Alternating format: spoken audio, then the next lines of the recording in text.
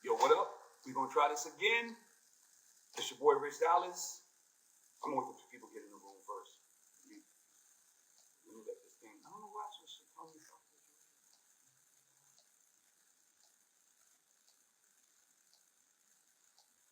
Okay, boom. So here we are. Yo, what's up, y'all? It's your boy Richie D. The Boys Club. Every Wednesday, 7:30 p.m. Eastern. Me and my guy Sean Perez. We get on here. We have the realest relationship talk on the internet. It's always a good time. Every week we do this over and over again. It's always a good time. Let me go ahead and get my man Sean in. I'm so sick of y'all telling me about the sound of my voice. It always fixes it. Y'all come here week after week. Y'all know that it always fixes itself. Don't worry about it. You'll hear me fine. Yo, what up? Okay, can you hear me? Yeah. Mm-hmm. Okay. Yeah, like literally, we would talk and then 2 minutes later or 30 seconds later, I would hear the whole conversation loud and clear. So it's crazy. Oh, yeah, that's nuts. Okay, welcome everybody. It's Wednesday night, 7:30 p.m. Eastern Standard Time, 4:30 p.m. Pacific Time. That means it's time for the Boys Club. Rich Dallas, Sean Prez. We are the Boys Club, and this is just very real, very in-depth relationship talk coming from the minds of man. That said, Rich, I'm gonna jump right into it tonight, okay? Okay. And we get the show on the road. So salute to everybody who's in the room. Please tell a friend to tell a friend. Tag people right now. Let them know if you guys love the Boys Club and you got some girlfriends or some boyfriends or some couples that need to be watching. Please tag them now. Let them know we're on and we're live. Okay. You know something, Rich? I thought about this off record, and I never ever got a chance to just ask you very, very direct. Give me 5 traits, personality traits that for you, we always talk about red flags, you and I. But I thought about it. I was like, yo, I never asked Rich, what are 5 things that you avoid? Like immediately, you get to know a girl, she shows you whatever your list might be. And for you, it's a deal breaker. I don't want to go forward. I don't want to smash. I don't want none of that. Your bad news is red flags. Give me 5 things you look for. 5 things. Let's see here. Reciprocation. I want 5 things and why.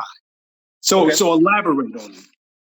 Reciprocation, because nobody wants to feel like they're in it by themselves. Mm. It's important for when you're dealing with somebody that you are reciprocating their energy and they feel the energy. So what they're giving, they're receiving. That's important that you people who give, you give what you get. You give, that's what you do in life. Relationships, work, the streets, whatever it is, you give what you get. 2, and these are in no specific order. These are just off the top of my head. I have to put them in different order, like most important to least important in a second. Secondly, loyalty. Loyalty is very, very important to me, just in the way I live my life, not just relationships, but I feel like loyalty is what keeps you from doing some things that you probably contemplate doing, right? Like you're out there and you're sitting there and it's like, I'm loyal to that dude more so than I don't want to hurt him. I don't want to do anything to hurt him. I'm loyal to him. He's my people. And bigger than anything else, no matter what this feeling would make me feel like in this moment, I would never subject him or put him through that. That's 2. 3 is honesty. Nobody ever want to deal with somebody who's dishonest and come home and you got to deal with it. Is she telling the truth? Is she where she said she was? Is he where he said he was? Are they going to do the things that they say they're going to do? Are they going to be real with me? Are they going to come in here? Is this really what they feel? Are they just placating me, telling me what I want to hear? Like honesty, loyalty, reciprocation. What's 4 for me? 4 for me is honesty, reciprocation, loyalty, accountability. I'm big on accountability, bro. I feel like The next one's going to be big. That's what I should have said this one first. But accountability, now they all starting to come in my head again. Accountability for me is important because if we're in an adult relationship, it's important for you to own the shit that you do. Own your fuck ups. That's the only way we move on.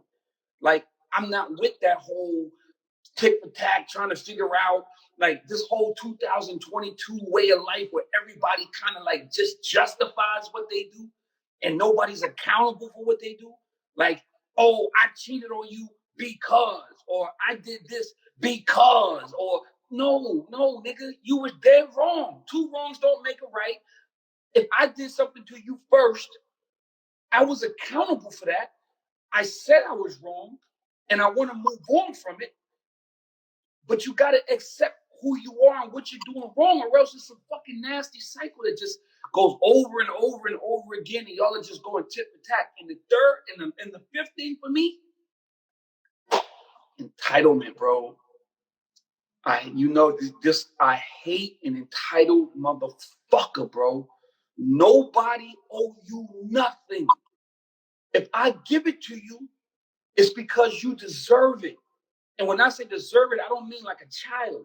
I mean, the 4 things that I just gave you, you exhibit those qualities. Like, that's what makes you get nobody is entitled to trips or bags or anything like that just because you have a vagina or you have a penis. Like, nobody's entitled to that.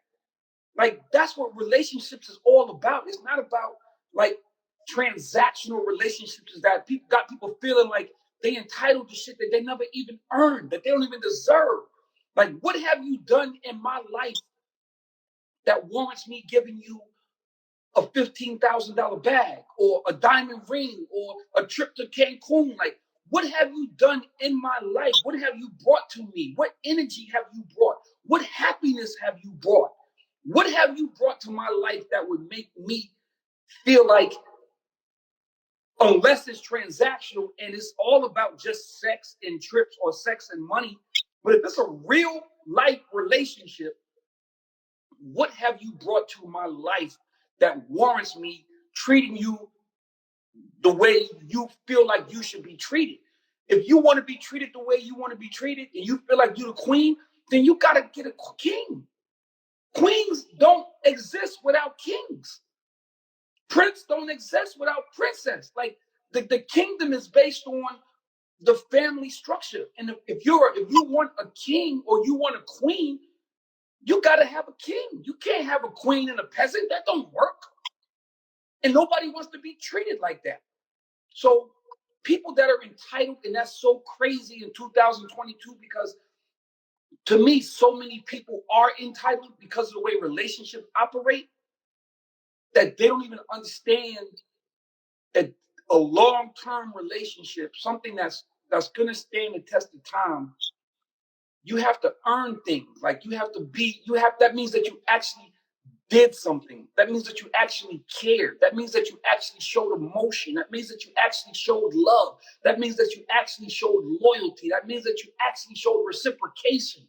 The 4 things that I said previously are all things that lead to happy people going to Cancun, the happy man happy to drop 25 stacks on an Hermes bag. There's that's happy people. Those are people that they feel like they in this together. We're in a relationship and I'm happy and you're loyal and you deserve this because you're my Bonnie and I'm your Clyde. That's how this shit work, bro. That's how this shit work. And I get so disgusted because 22, it ain't really like that. It ain't really like that. Motherfuckers feel like they obligated, entitled to something because it's the way they were brought up. Like it's almost like, you know what, Prez? My son ran track when he was in high school. He went to this tournament and they were like, yo, first place team, second place team, third place team, fourth place team, fifth place team, sixth place team, seventh place team. I'm like, yo, hold the fuck up, my nigga. How many team places are there? And they're like, nah, sir, we don't give trophies to just 1, 2, and 3 anymore. We give everybody a trophy. It's a participation trophy. That it creates entitlement. Because now you're feeling like you don't have to be the best. You could be subpar. You could be average and still get a fucking prize. That's so fucked up. No, the reason you didn't get a trophy was because you weren't good enough. You weren't better than the other three that got the trophies. And now you have to go home and work on yourself, work on your game, work on your dedication, your loyalty, work on all that stuff. That's the same thing with relationships. People think just because I'm here, that means that you're supposed to get everything that I got. Just because I'm here. No, that's not how this shit work. It's not how this shit work. You gotta earn that shit. That's some shit like you can't just be like, "What's good, bro? What's up?" Sean Perez is gonna be Sean Perez. Why? Just because he walked in the office, I'm here. I'm Sean Perez. The records are gonna get played. I'm that nigga. No, it's not how it works. You have to put work in everything, and relationships is part of that. And that's the last one for me. And that's, for me, the entitlement thing is probably not the most important thing, but it is the most important thing, because I swear to God that today's relationships, these people, like the kids, feel so entitled. The women of today and the men of today, they feel so entitled because that's the way they've been being brought up lately. That's why customer service sucks. You go into a restaurant, you fucking get horrible customer service, and you be like, yo. Then you look at your bill and notice that 20% was already included. Gratuity included, 20%. Now, what 20% used to be the standard means you did an excellent job. Now 20% is the minimum, and you're working from the fucking standard. That's crazy. What's your motivation to ever do good? What's your motivation to be the best? Now, like, what's your motivation? Like, you already getting your money. Like, you already getting tips. Like, and if you come into a relationship and you already getting the bag and everything on the first week, and we taking trips, what's your motivation to be loyal, reciprocate, honest? What's your motivation to be any of that? You have no motivation, because in your mind you're like, I'm getting all the prizes just because I'm here. I'm not even playing the game good. I'm just fucking here. No, you don't get prizes for just being here, beloved. You don't get prizes for just being here. You got to be here and actually do something within this space to earn that prize. Whether that prize, whatever you want that prize to be, it could, whatever that prize is. You know what I mean? Everybody thinks differently as it pertains to the prize. That's a whole nother day for another argument. But that's those are great answers. Before I jump in, just recapping for anybody who came into the conversation late, we're talking about, and this is personal. This is not general. This is personal. For Rich and for Sean, what are 5 turnoffs, if you will? What are 5 personality traits that we avoid from the gate? Rich, you want to recap yours before I jump into mine, just for anybody who came in late? Real quick, mine were loyalty, reciprocation, honesty, accountability, and not being entitled. Those were the big 5 for me. It's a great list, Rich. Great list. I could probably steal, that whole list, and I'm good. But real quick, in my list, Rich, it's before this is we getting to know each other. We ain't intimate yet. We not dating. Is none of that yet. We trying to get to that place. If I start seeing these types of red flags up front, it's a done deal. It's a no-go for Prez. And I think mine is pretty easy. Like off rip, if you're not a nice person, I can't deal with you. Like I got a thing about, like, I don't do the whole mean girl thing. I like pleasant energy. Like make me want to call you. Make me like when I call you, I'm like, yo, damn, my day just got better. This person, I'm stressed enough with work and aggravation and things that go on in life, and granted, Rich, anybody could have a bad day, right? Anybody on planet Earth. So I ain't saying this person got to be chipper 100% of the time. We get it. You live in life. Life is stressful. But that whole not being a nice person just for the sake of not being a nice person, somebody who always got that screw face on, somebody that's always beefing with other people, somebody that always feels as though the world is against them. Like for me, save all that. You can have that. You might be right for the next man, but you're never gonna be good for me. The second thing on my, and this is in no particular order. Matter of fact, that is number one. I don't deal with nobody who ain't a nice person. I like being around good energy. Not trustworthy. A liar. That if I even get, and you know, you spoke of loyalty, and you know me just like I know you. You know how I'm about loyalty. But in a relationship, you know, that two people become one. Mm-hmm. And this should go from women to men, men to women. If you can't trust the person that you laying down with, that you in the bed with, if you can't, it ain't like, in matter of fact, forget laying down with them. If you can't trust the person that you are spending the better part of your life with, your day with, this is the person that I got to check in with. If you got to check in and you wondering if she's telling you the truth, where she at, it's like I would rather somebody I'll take a hard truth any day than don't pad it for me. Don't like I'll take a hard truth. Just give me the truth. Let me deal with it.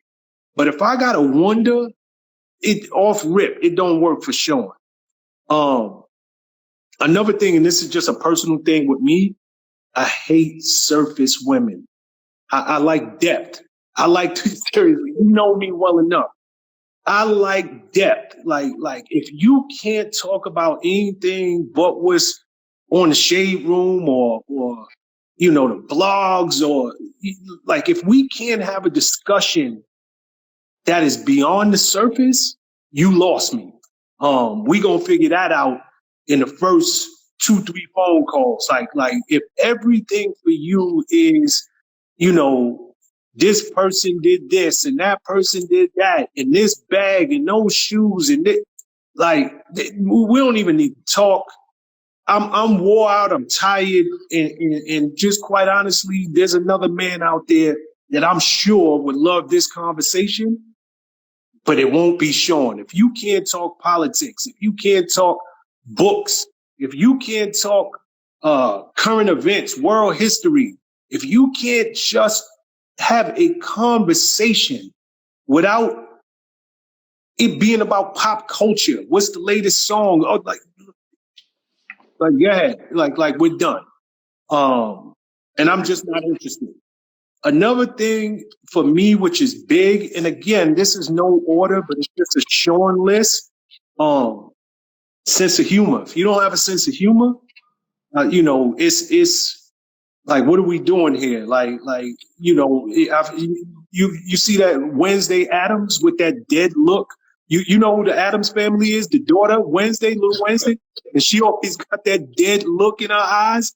Like, you think, like, I just can't be sitting next to somebody who always got that dead face on. Nothing's funny. They might get a chuckle, but it's like, I like to laugh.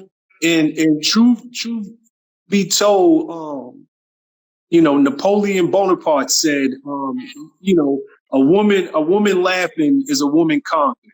And that's how I feel. I feel like a man laughing is a man conquered. If you, as a woman, if you got a great sense of humor and you keep a dude laughing, he gonna want to just be around you. He gonna like he's conquered already. Mm-hmm. If he enjoy your sense of humor, a dude would like that. That's because, Rich, take women out of the mix.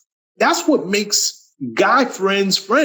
You around dudes right. that have you laughing, cracking jokes, this, that, and the third. So when you home with your woman, like I just can't be with a chick who everything is overly serious, all of that stuff. It just don't work for Sean.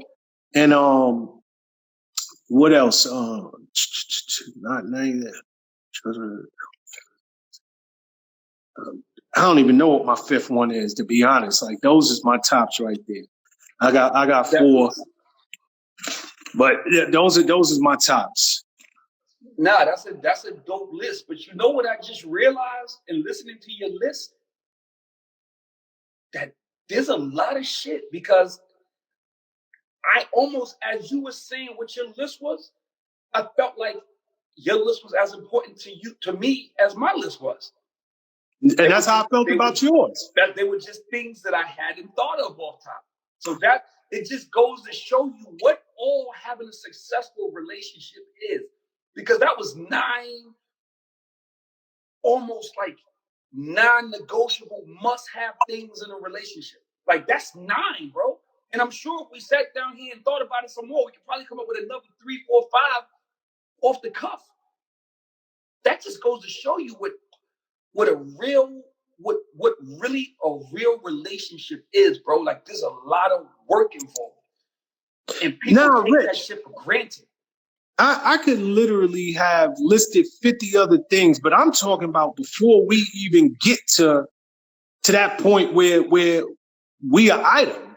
Like you know, once we get to that point, I could learn. Like it might.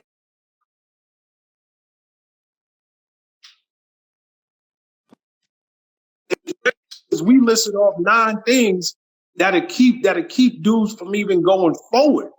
You know what I'm saying? You know another one that I miss, Rich.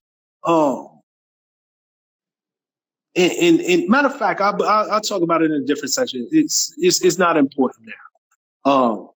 But this is a great exercise. Something I think people need to be aware of. You know what I'm saying? Like really listen to that list and see if you are if you fit into that category anywhere. If you do, you know, maybe you might want to fix yourself before you go out and get that dating pool. Real talk. When niggas talk about exercises, relationship exercise, I don't know if you fucking read a book or saw something on the internet today that made you call me with this game. But this is like you are dead serious, like you are dead on. This is literally a game that if you are self-aware, you should look in the mirror and at least, at bare minimum, shout out to Amina Butterfly, at least at bare minimum, you should look into a mirror and say to yourself, do I have those 9 top of the dome things that Richie and Sean were talking about tonight? Am I that person? And if you can honestly look in the mirror and say you are, you can work on the rest. But if you look in that mirror and you say you're not, you need to work on yourself because you will not have successful relationships. They might start off good, but them shits will fade to black. Nobody wants to be around somebody who don't make them laugh, who's always angry, who don't give you no good energy, who's not loyal, who you gotta check you gotta run behind them niggas on some Inspector Gadget shit every time they open their mouth. Nobody wanna be with that person, bro. And when the looks wear off and you wake up in the morning with the makeup is gone and your ass is sagging and you sitting there and niggas is gonna be like, yo, the other things that's important to me, shorty don't got none of them. And the looks, women and men alike, the looks will wear off. Somebody told me this before in my life. They said, find me a bad bitch and I'll find you a nigga who's sick of fucking her. That's a fact. Nigga, no matter how bad you are, huh? Look at Nia Long and her man. That's a perfect example. It's crazy because when that scandal came out, I was talking to my girl and I told her that quote. I said, Rich Dollars say this all the time. Show me a bad chick and I'll show you a dude who's sick of hitting it. I literally, when that scandal came out, that was my exact, we were sitting around the kitchen table and we had this conversation and I quoted you, which is crazy. But it's true. It is. It's true. Let's just go through a list. We can just in your mind when y'all got some free time, just go through a list of all your faves. Go through a list of everybody you look up to and idolize on that TV screen or in the movies or on that radio. You're gonna be like, damn, that nigga cheated on her. Damn, how could you cheat on J-Lo? Damn, that cheated Michael Benet, no shoe wearing ass nigga cheated on Halle Berry.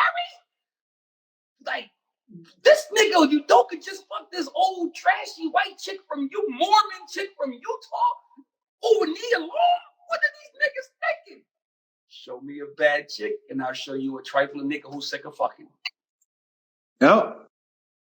And here's the deal, man. We're two men, and I put this addendum out there all the time. This is a man's perspective, but it goes both ways. Everything that we listed, I'm sure, are 9 things that a woman can apply to her criteria for either dating a guy or not dating a guy. Yep. So, but it comes down to what you said, Rich, is being self-aware. And when this live is over, y'all need to go back, like anybody who's single in this conversation, and really listen to those 9, that top 9 list, and say, yo, where am I coming up short? Do I fit into any of these categories? Because sometimes you're not even getting out the starting gate. Forget that a dude is dated you and cheated, or dated you and dropped you after a few. Forget all. You're not even getting to, yo, we talking. We got a situationship. We got any of that stuff. And maybe it's because you fit into some of these categories we just listed, and you need to change some things about yourself. Stop looking in the mirror, pointing the finger. Stop looking in the mirror and trying to figure out what that nigga did to make you unhappy and why your relationship is failing. Look in the mirror and decide what you did, because really in life, that's all you can control is who you are and what you do. Now, if you look in the mirror and there's 9 things that you knocked out the box, then that relationship failure probably wasn't your fault. That nigga didn't owe, or her, or that chick didn't owe to their end of the bargain. But I guarantee you that if y'all really look in the mirror and assess those 9 things and be like, yo, damn, I came up short on, like literally, I came up short on 3 of them. I came up short on 4 of them. And if you got all 9, chances are you're in a good relationship. That's real talk. It really is. Okay, I want to switch topics for a second. I want to play something. Give me the thumbs up if you can hear it loud and clear. Because I'm going to get into this conversation. It's a conversation we should have had a couple of weeks ago, all right? It's something you sent me about 4 weeks ago. We just never got around to it. So let me know if you can hear this. So a married man, is it safe to say that he should have, is this for him to have some? No, he shouldn't have hoes. He can have a side chick, but he can't have hoes. Yeah, hoes are dangerous. Yeah. Oh. You really only get fucking hoes when you're on a come up and you don't have nothing to lose yet. Yeah. Side chick she's dependable. She's trustworthy. She knows exactly what her job is. She's not gonna this shit up. Yeah, and that's a good side chick. Okay, some men try to make hoes side chicks. You can't do that. Because hoes will expose you, exploit you, tell your business. You can't do that. And you have some women who are side chicks. Some women are not mentally capable of living with a man full time. Like some women will tell us, I need him to give me something and go. Some women cannot live with a man, whether it be due past trauma, it could be her personality type. So those are the women normally who are ordained to be side chicks, and they going to know me and him don't got no bills together, no kids together. It's strictly fun. My job is to not bicker our business private, not call him after 10 o'clock. That keep a lot of people happy and sane. And should a woman be okay with that? Hey, so a married man, is it safe to say that is it safe for him to have some hoes? No, he shouldn't have hoes. He can have a side chick, but he can't have hoes. Yeah, hoes are dangerous. Yeah. Oh. You really only get fucking hoes when you're on a come up and you don't have nothing to lose yet. Yeah. Side chick she's dependable. She's trustworthy. She knows exactly what her job is. She's not gonna your shit up. Yeah, that's a good side chick. Okay, some men try to make hoes side chicks. You can't do that. Because hoes will expose you, exploit you, tell your business. You can't do that. Now you have some women who are side chicks. Some women are not mentally capable of living with a man full time. Like some women will tell you, I need him to give me something and go. Some women cannot live with a man, whether it be due past trauma, it could be her personality type. So those are the women normally who are ordained to be side chicks. And they're going to know me and him don't got no bills together, no kids together, it's strictly fun. My job is to not bicker our business private, not call him after 10 o'clock. That keep a lot of people happy and sane. And should a woman be okay with that? I think so. I'm married. Okay, could you hear me loud and clear? I think so. I'm married. Okay. I want to talk about side chicks for a second. First and foremost, do you as a man's perspective, that was a woman talking. You're a man and you're a man of means and you're a man with access. First and foremost, for any woman out here listening, is there a difference between hoes and side chicks? For me, you're asking me? Yeah. Before we even get into our conversation, I need let's make the distinction. I think, okay. See, it almost is like, this is like a weird flex for me because this whole, as we said, no, but this whole side chick, the hoes thing is absolutely a real thing. Like, this is a real thing. So yes, there are hoes. And that woman broke that down. She broke that down. She did. Like, if in fact you can subscribe to that, not saying that I do or don't, or you should or shouldn't, but if you subscribe to that theory and that prognostication, then that woman was absolutely speaking the truth. The differential between a side chick and a hoe, well, she was on point with that. So you are saying, Rich Dollaz, there is a difference between a hoe and a side chick? No. To me, no. No, I'm saying to me, there isn't. But if you subscribe to what that woman was saying, then she broke them both down separately, and she was on point with the difference between the two. So to you, why is there no difference? Because every hoe is a side chick. They just haven't gotten to every hoe is going to become a side chick if you let them sit around long enough. So the woman was talking about how you are ordained, or you don't want a man to be around, or you don't want to be around him all the time, or you don't want to deal with the bullshit. The longer you let a woman stick around and she starts to like you, feelings will get involved and the hoe will eventually become a side chick, or the side chick will eventually become a hoe, depending on where you lay with this thing, because she will get jealous. She will expose you. There will be a time that she wants to be around you and you're not giving her the proper amount of energy, time, whatever the case may be. And once she starts to catch feelings, then you will not be able to keep her under control. A hoe is essentially what that woman is saying is hoes just run wild. They do what they want to do. You fucking them, and if you're a man and you don't have nothing to lose and you ain't got no family at home, then you can deal with all the hoes you want to deal with, because it's going to be toxic, it's going to be messy, and it's going to be some crazy shit. But you're okay with that because you don't have nothing to lose. A side chick essentially is what she's saying is that she's going to be there for you. She's going to do the right thing by you. She's going to be there. She understands her position and she ain't going to shit on you because she understands her position. My position on that is, at some point, them two worlds collide.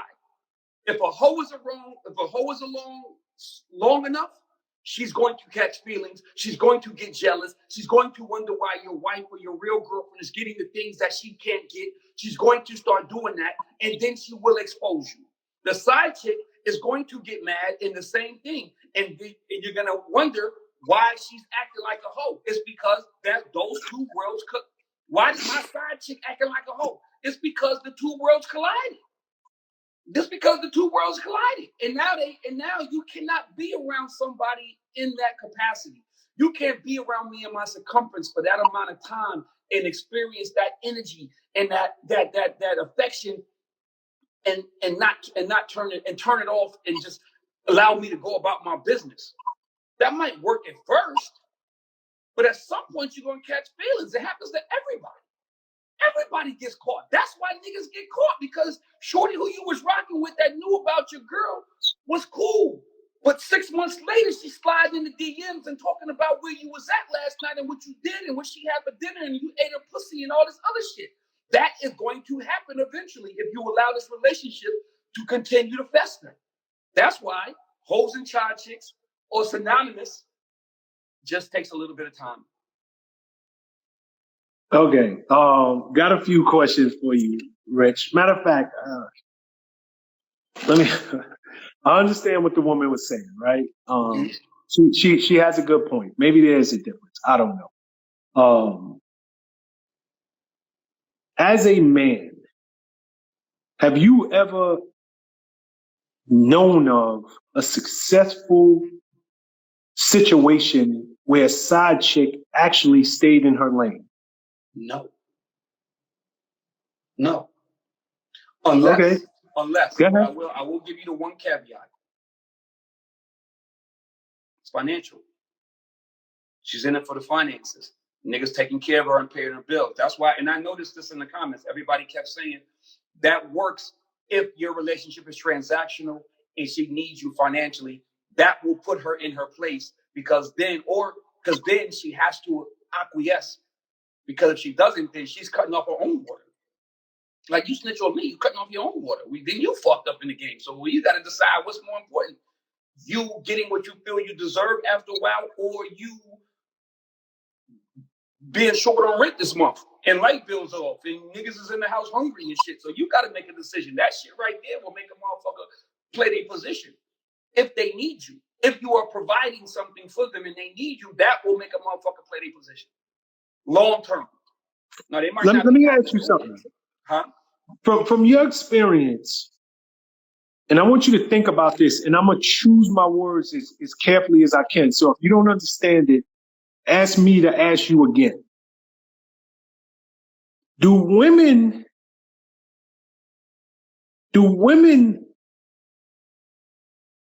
voluntarily end up in the side chick position?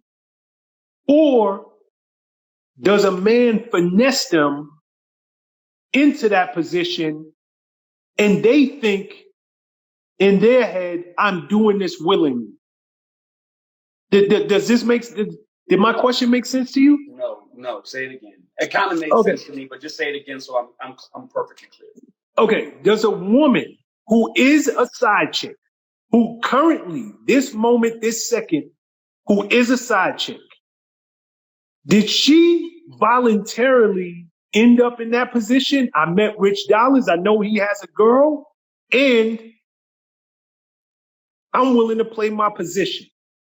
Or did Rich Dollars finesse her and actually got her thinking that it was her choice to become the side chick? Now, I'm going to give women, okay, I get it. I'm going to give women credit. Because ultimately I feel like women control the scenarios. Like they don't subject themselves to think. You can't finesse somebody into thinking that there's something that they're not unless they want to believe it. Because we talk about the red flags every week, right? So the only way I can finesse you, and I'm leaving you every night, and I'm telling you, and I'm trying to make you feel like you really didn't want to be my girlfriend.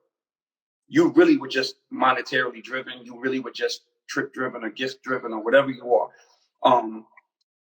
Now, if you're a narcissist, then that's the difference.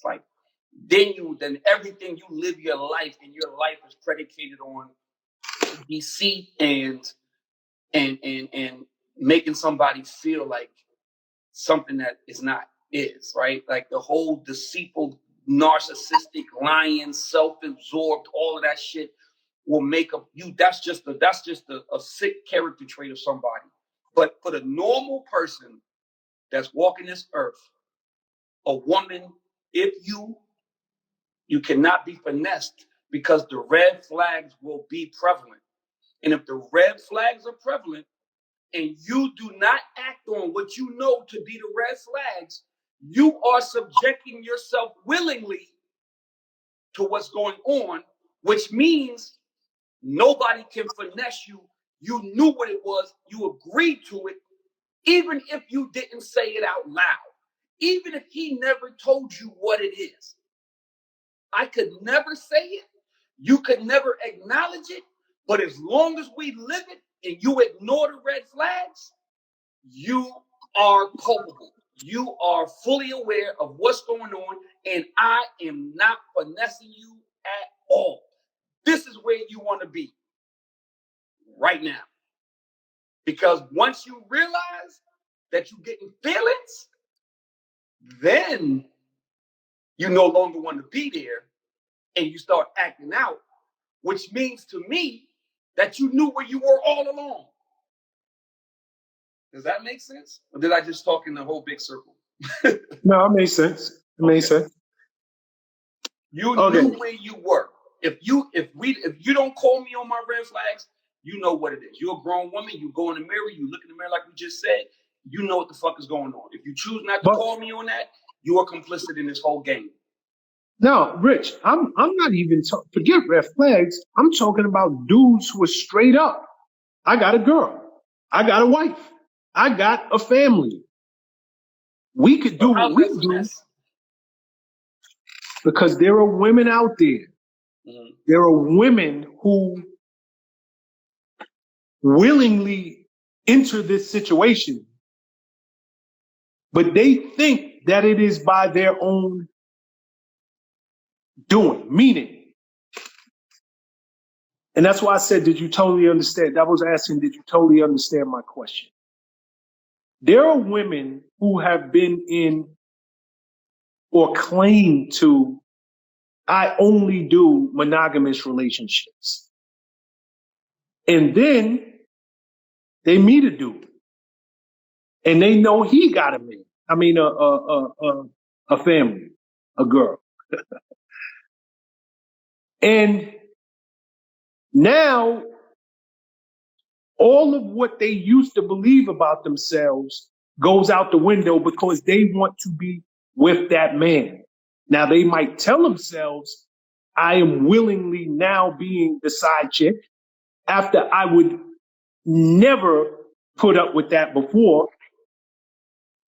But the truth of the matter is that nigga just had good game and good dick and made you believe that you entered this situation without being finessed.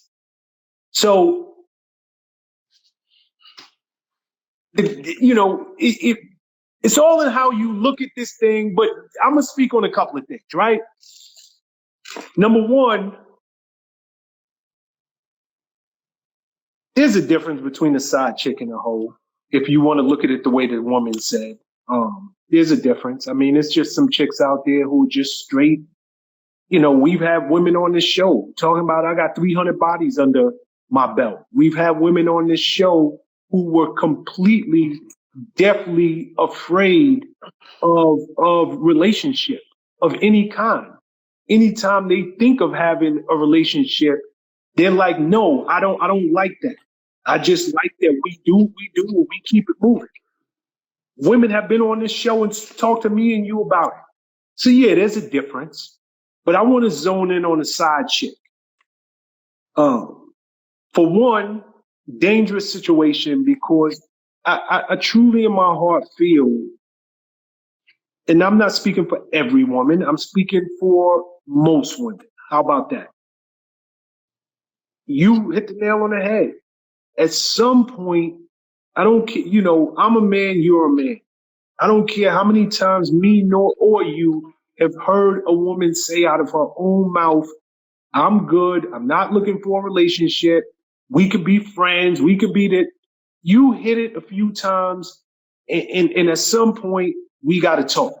That is coming down the pipe. We got to talk. What are we doing here? What are we doing? We're doing exactly what we said we was doing 3 months ago. Like, why are you acting like we didn't have this discussion? Oh, I can't do this. This, that, and the third.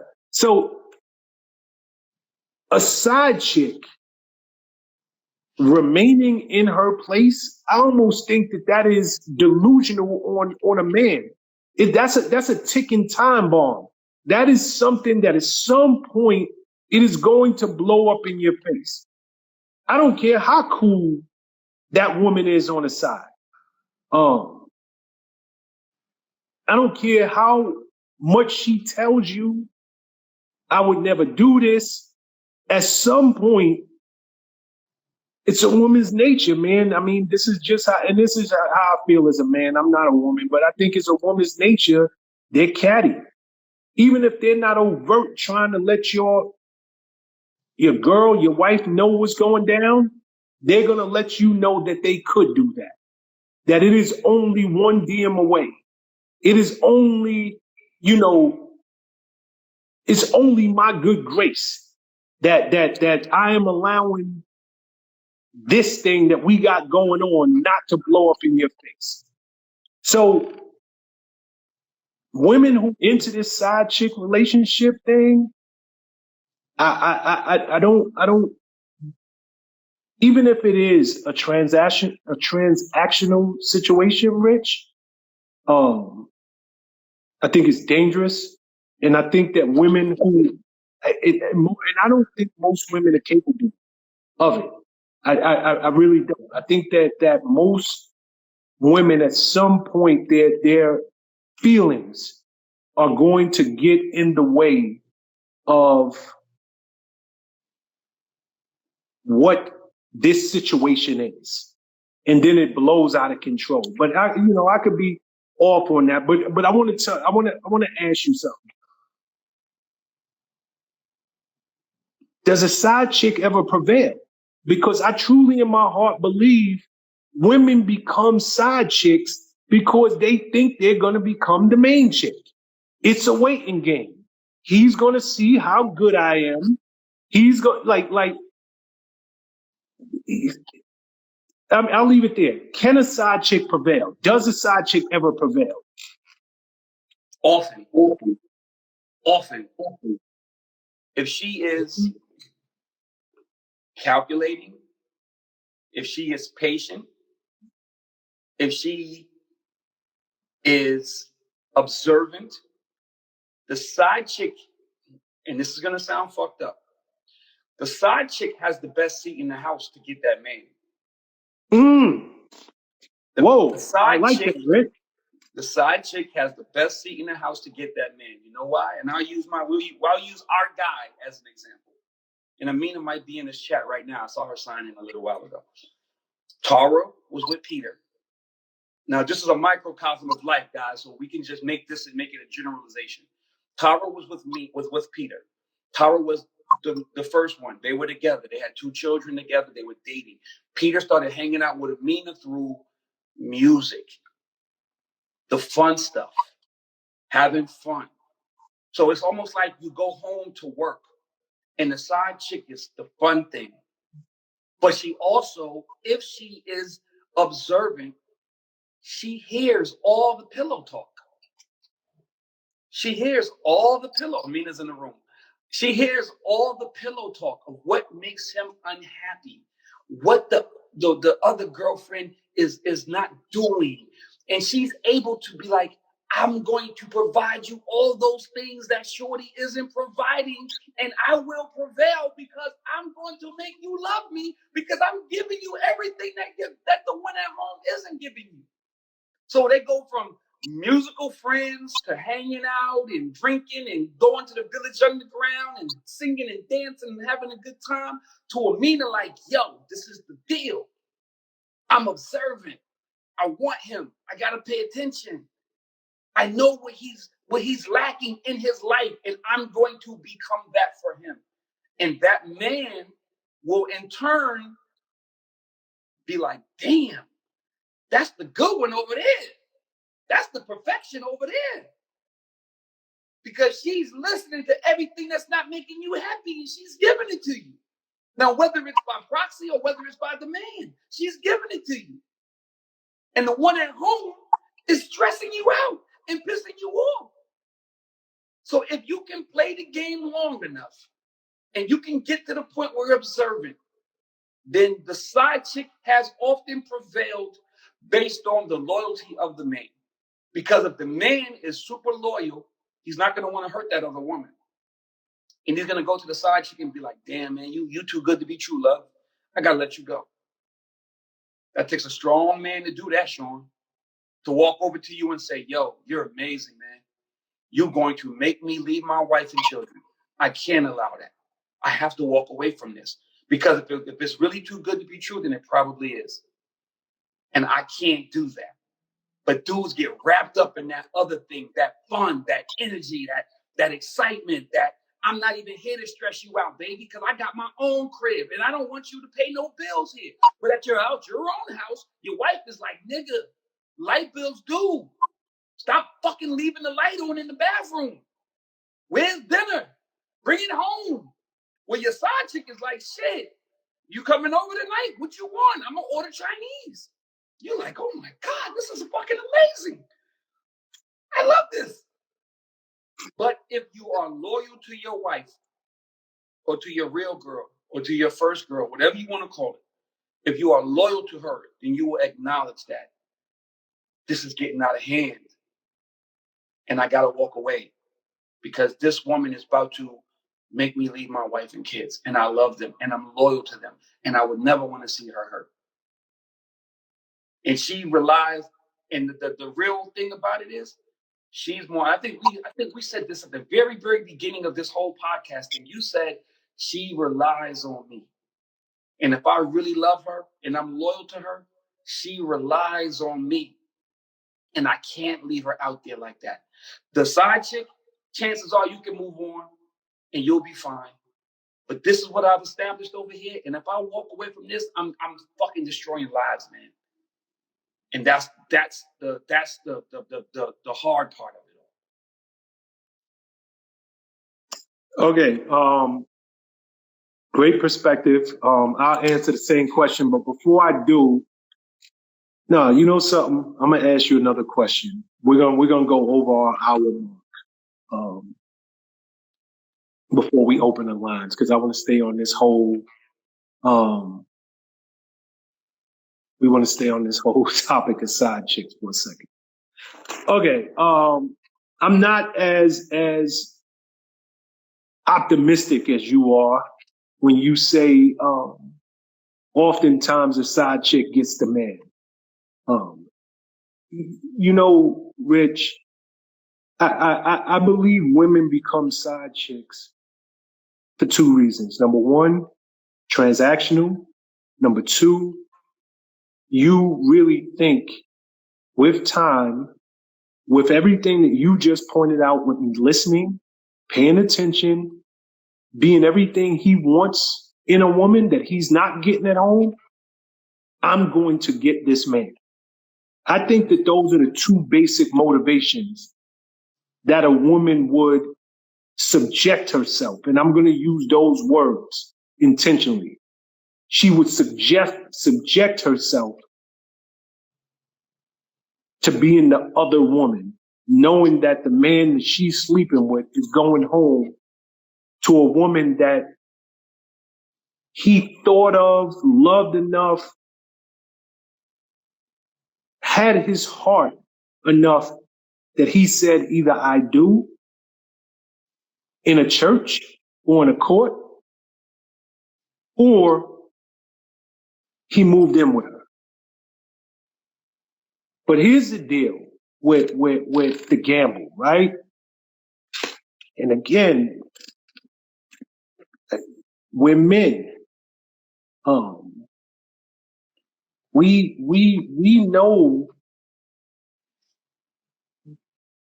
when it get too hot, like for all of the reasons that Rich just said, you know, that side chick is a good listener. She's becoming everything you want. But truth of the matter is, most dudes, I want an escape from reality. I want escape. I don't want another girl like that. And I think that's what these women are missing when they think I can get him. I like coming over here. I like smashing. I like the fact that me and you, we don't have to discuss the bills. We ain't got to discuss the kids. We ain't got to discuss, like, this is all fun over here. But the minute that it starts to even get a whiff of being real, what I got over here, the attraction is lost on this side. I got, as a man, you start thinking about, how do I get rid of this one before she blow me all the way up? How do I let her down in a way that she can walk away quietly and not blow my whole world up? That's how dudes think. When this situation over here starts to get a little more than the fun that it started out as. So I think a lot of dudes, the thought of a side chick, great. She know her place. She's quiet. She don't stress me. All of that's great. But I think most women are fooling themselves. If you, I mean, and there's exceptions to every rule, right? Correct. There are a ton of side chicks who have taken that man from his family, but you're in the minority. You're not in. That is you're not the majority, and that is not. It's not the rule of thumb.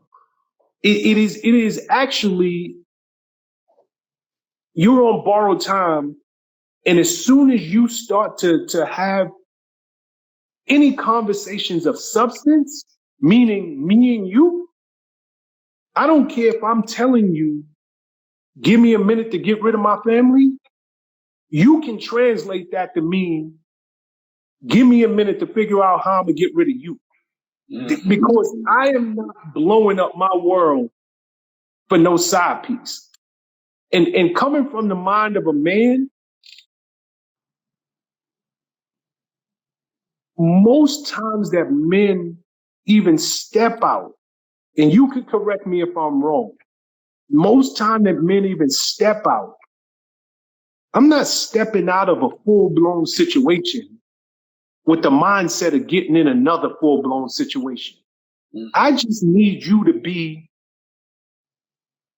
what you are. It's just that side piece. Give me some ass, make me laugh, let me, buy you a couple of things, and leave me alone when I'm with my real family. So it's probably a little hard because maybe somebody is on this line and they are in that situation. But I would say 8 times out of 10, that's the way a man who is in a committed relationship thinks about his side piece. But go ahead. No, I agree. All I'll say to end it is this: a woman who is dealing with a man, women are more emotional creatures than men are. That's a fact. They can act like they aren't, whatever the case. You are more emotional creatures than men are. You feel more, you feel harder, you are more think with your hearts than with your, like they say, when a man gets a hard on, all the blood from his brain goes straight to his penis, right? And he has no knowledge of anything. All he wants to do is fuck. That's why men fuck women who are not on the level of their women, and they lose them based on the fact that it was just some pussy, mama. It was just some pussy, and that's it. And you don't understand that. And I just got horny, and I fucked her against the side of a car in the goddamn garage, and got caught. And here I am losing my family behind some bullshit. With that being said, I would 100% agree with you. Women ultimately feel that they can change men. Women feel that if he sticks around long enough, He will see how dope I am, and he will leave his family, not understanding that this man had a preconceived motive notion of why he was with you in the first place. So once you start to scare, like Sean said, once you start to scare him off, that nigga is going to retreat. He's going to run away. And the only thing he's thinking of is, how can we do this in a non-toxic manner that won't allow my family to find out the bullshit I've been doing for the last however many months? Now, with that said, if by chance you get that man, you will lose that man the same exact way. If you are a side chick, if you are, like what the woman say, the whore, like a whore versus the side chick, if you are either one, why would you ever want to subject yourself to being in that position, thinking that you're going to get this man? Why would you want him? He is going to lose interest in you the same way he lost interest in her. And at some point, that nigga will leave you exactly how you got him, because it was without fucking equivocation that you go how you come. That's it. And I don't understand why women don't think that. They're emotional. They feel like I can change anything. And that goes for anything in life. That nigga sits on the couch playing fucking PlayStation all day. He's a bum ass nigga. Sweetheart, he is going to be a bum ass nigga when you with him. He will be that same bum ass nigga when y'all have children. If he's hardworking and dedicated, he will be that dude the same way. You cannot change that man. He might try to accommodate you, but that fucking, who he is will always be prevalent, and it will always come out. It's so real, Rich. It's crazy. First and foremost, how about this? And there's no disrespect. I don't know who is on this live and who will see this in the future. But after a certain age, if you still hoeing and you still side chicking, like, yo, it ain't nothing worse than an old hoe or an old side chick. Let me help somebody. Because somebody is on this call, somebody's listening right now, and you think you doing something, and you are fully grown, like grown with kids, grown with cellulite, grown with gray hair, you're dying it, grown with you are all the way old. You breaking up. Damn. Am I back? Yeah, you're breaking up. Okay, tell me when I'm back. Test 1, 2, test 1, 2. Okay. No. Still back. Okay, I don't even know. You talk, because I don't even know what's going on. I didn't move. Yeah, your shit just started blank. Now you like literally are blurry in the screen. Damn. I know. So, Fuck. Okay, you back. Go ahead. You back. I'm back? Yeah. Okay, wonderful. Only thing I'm saying is, there's some things that are acceptable when you're young. It's something you can write it. You can write it off as immaturity, inexperienced. I ain't know no better. But if you still hoeing and got them dimples in your butt, that cellulite up and down your legs, if you got gray hair and you're dyeing it, if you got age on you, you ought to be ashamed of yourself. Like, let's just start there. And don't you think, what you laughing at, Rich? I'm trying to get a point out. Go ahead, get it. I'll say what I say after. Nah, go ahead. Nah, cause nigga, you are painting like you are too vivid right now. Because in my mind, I see that person. Like I literally see that woman. I see her, bro. I don't know her, but your description is this woman. I'm watching this old bitch, way too old to be DMing and texting somebody girlfriend talking about I'm fucking your nigga. Like I'm looking at this woman right now. I don't know who this bitch is, but I'm looking at her text somebody and do some dumb shit. Nah, it's the truth, man. But if you find yourself in there and you old enough for AARP card, and you think that eventually this man is gonna leave his family, you are sadly mistaken. It just is what it is. I got one last question for you while we on the side chicks. What does it say about if you find out as a woman? Well, forget it. Even if she didn't find out, if a man gets an apartment for his side chick, does that mean he's into that woman more and she has a stronger chance of becoming number one? Or is that just another variation of a transactional situation? Okay. My answer to that is twofold. That's where this whole financial thing comes into play. If that man is financially stable and that little $2,500, $3,000 a month ain't kicking his ass, he just wants the control of that other woman.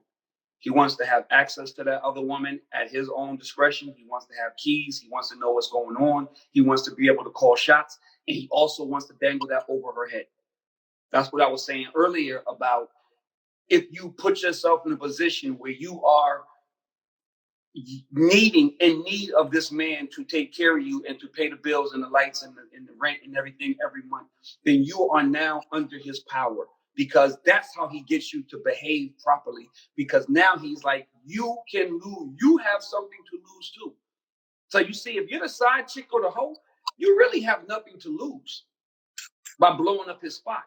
So what he does, if he's financially stable and he just wants to play, then he puts himself in a position to where he can control the scenario. And controlling scenarios by putting you in the crib and not letting you be on the lease. And when you get out of pocket and you confront him and you try to act like you about to go talk to his old lady, that nigga gonna be like, good luck, motherfucker. You'll be in the streets next week. Play with me, bitch. Now, if the monetary isn't there and it's a struggle for him to continue to put you in that house, and he's working 2 jobs to put you in that house, and his financial means aren't that of a person who is trying to control you, but he really fuck with you, that's a big difference, bro. Like when the women are in here and they're talking about, oh, it's about financial motivation. Oh, he can do it. This is rich nigga shit. This rich nigga shit, that Kevin Samuels, that's 6-figure nigga shit, high-powered man shit.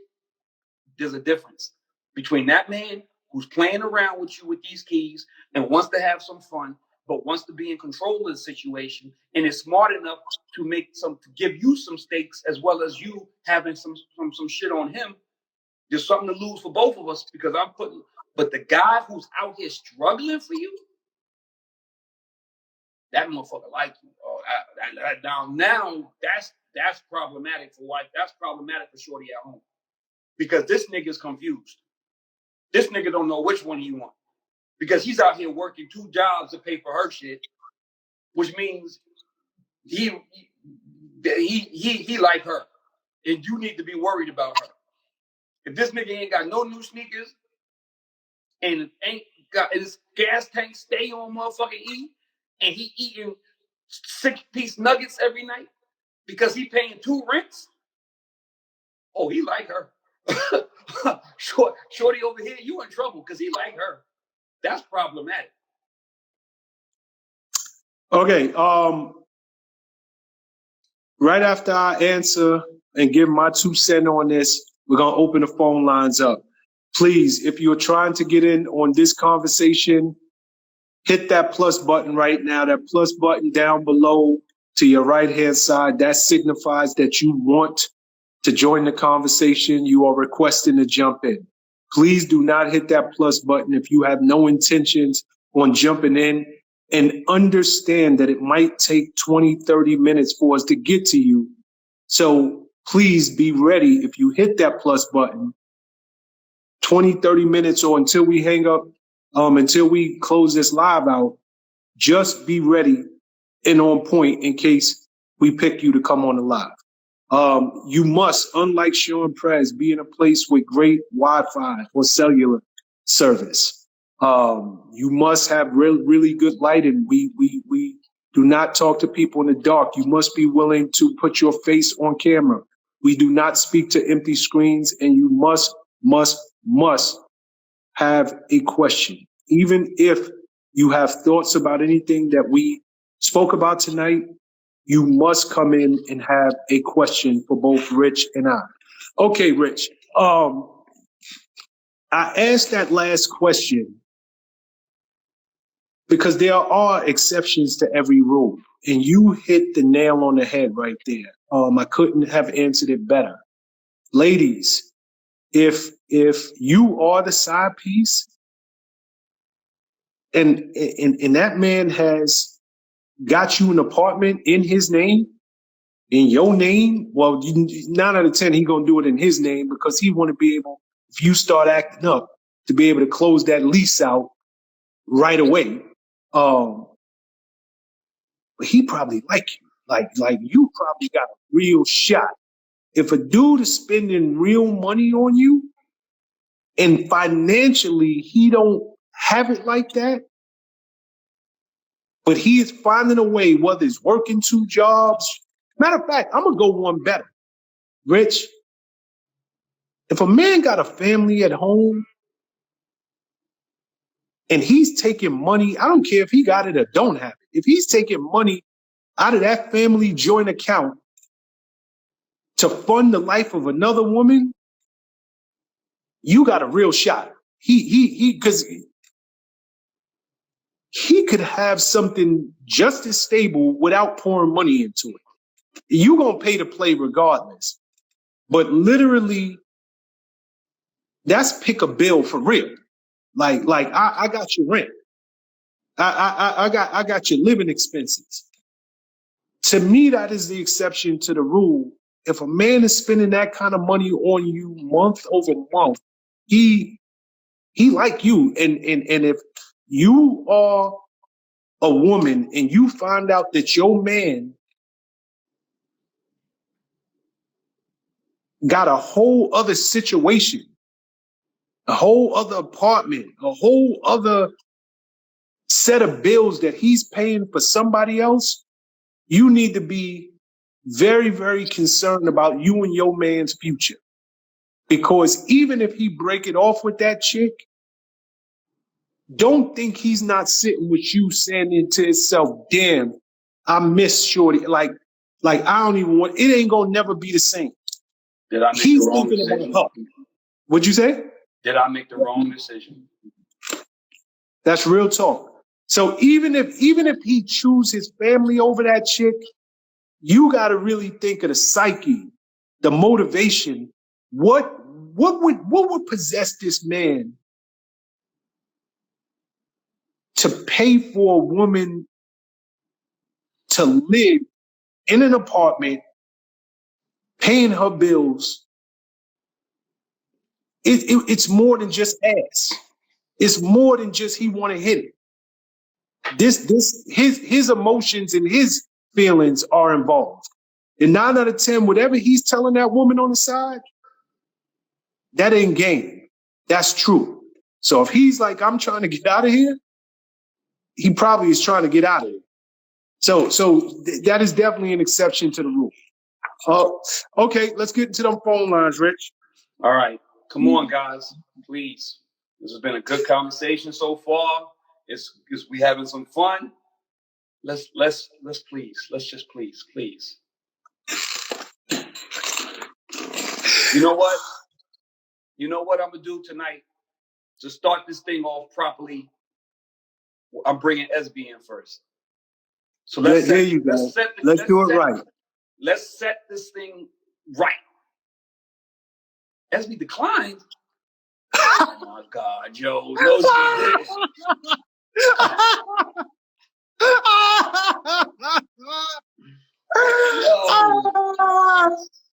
God, SB. This is why I love me some SB. Oh my goodness. What's up, love? Hi. What's your name? Who we got? From? Hey, I'm Treese. I'm originally from St. Petersburg, Florida, but I live in North Carolina. Okay, Patrice. What's up, babe? Oh my gosh. Uh-oh. Where should I start? Okay. Does sugar daddy have something to do with the topic or no? What do you mean? Like, would you consider, okay, how old do you think I am? How old do I think you are? How old do we think you are? I don't know, 27, 28. I love y'all. No, I'll be 33 on the 18th of December. So I'm 32.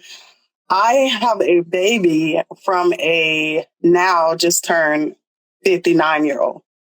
I met him when he was 42, 43. And now he's 59. Okay, that's 17 years. You were 15? 19 when we met. Okay, so go ahead. What's your question? We have a 9-year-old together.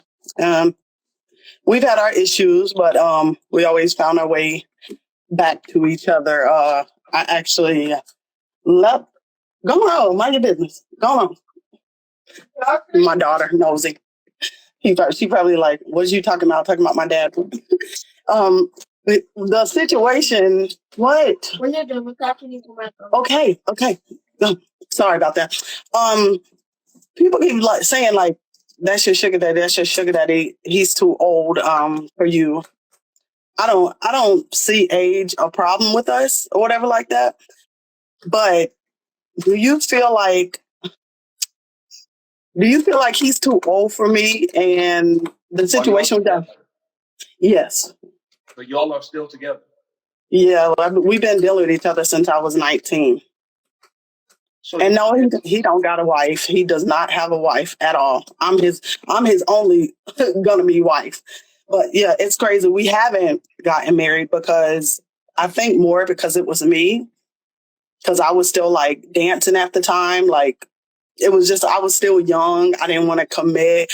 And it seems like okay, help me. I'm trying to understand the question because I feel like you asked and answered your own question. You said you've been with a man since you was 19, 33 now, 32, getting ready to be 33 with a 9-year-old, and y'all still together. So what are we doing? What's the question? It's the question years of a relationship.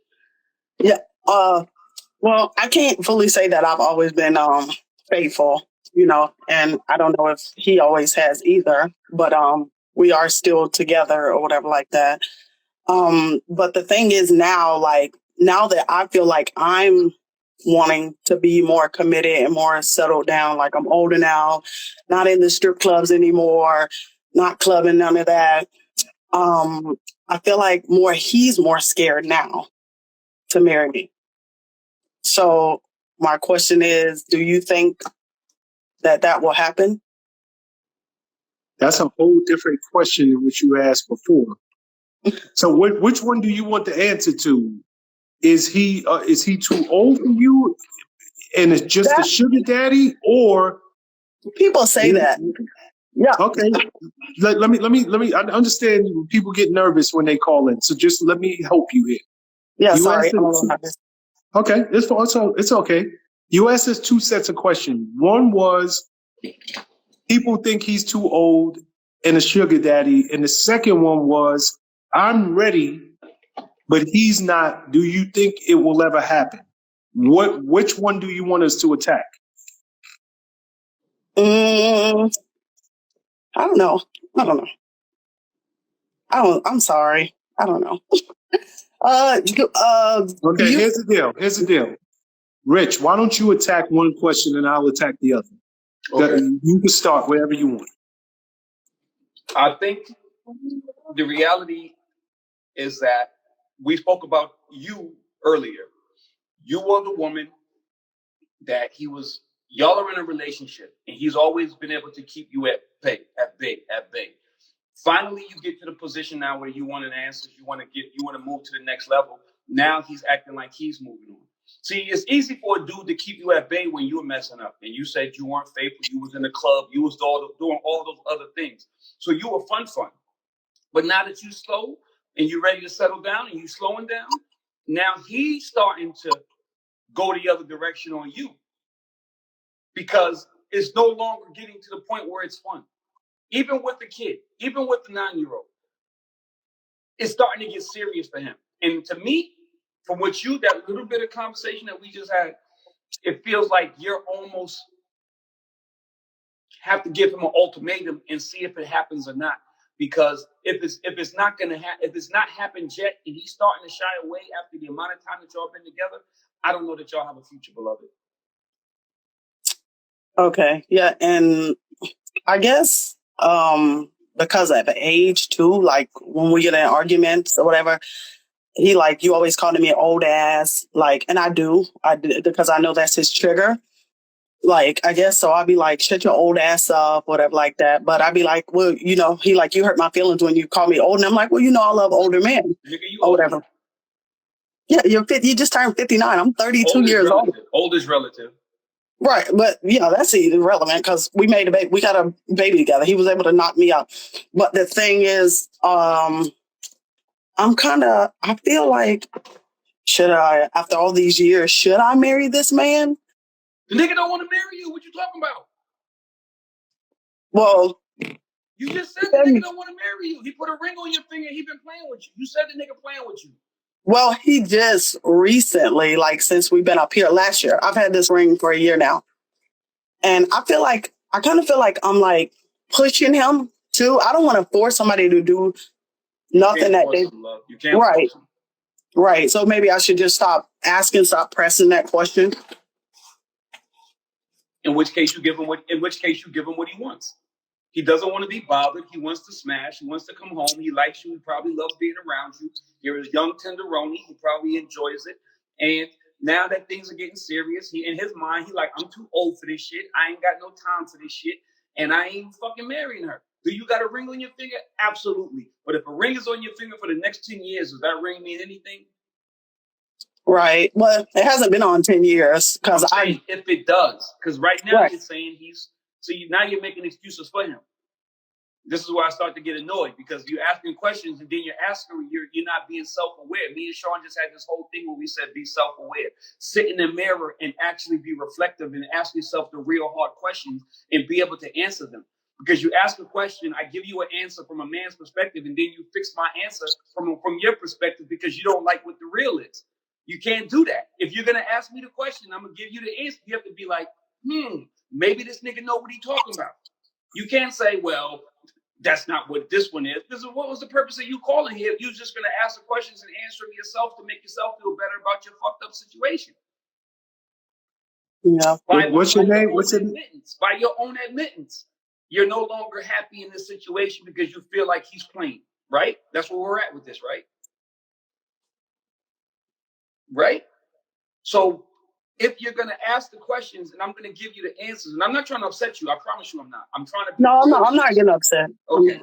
So if you're asking the questions and I'm giving you the answers, you have to understand what I'm saying to you, and then you can apply it to fix it.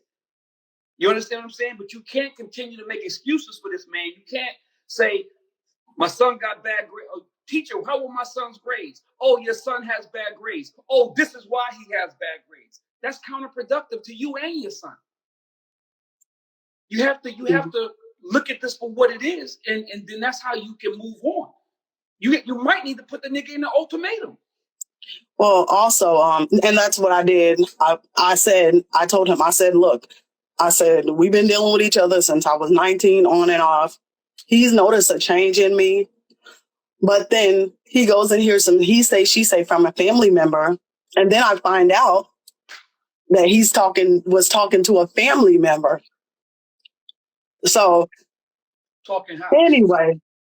anyway, yeah. So now that got me looking at him at the side. He was like, I was dumb. I was just mad. She told me you were doing this when you went to Florida and doing that and hooking up with this person. So yeah. And it was, Hey, Sean, please. it was somebody close to me, but we have, I didn't mean to, upset you if I or confuse you or whatever like that. I just got a little nervous getting on here. I'm not upset at all. I don't want to upset you because I'm giving you my opinion on something, and I don't want you to feel like I'm coming down on you or trying to tell you like your shit is fucked up. But I'm just going based on what you told us. But go ahead, Prez. Where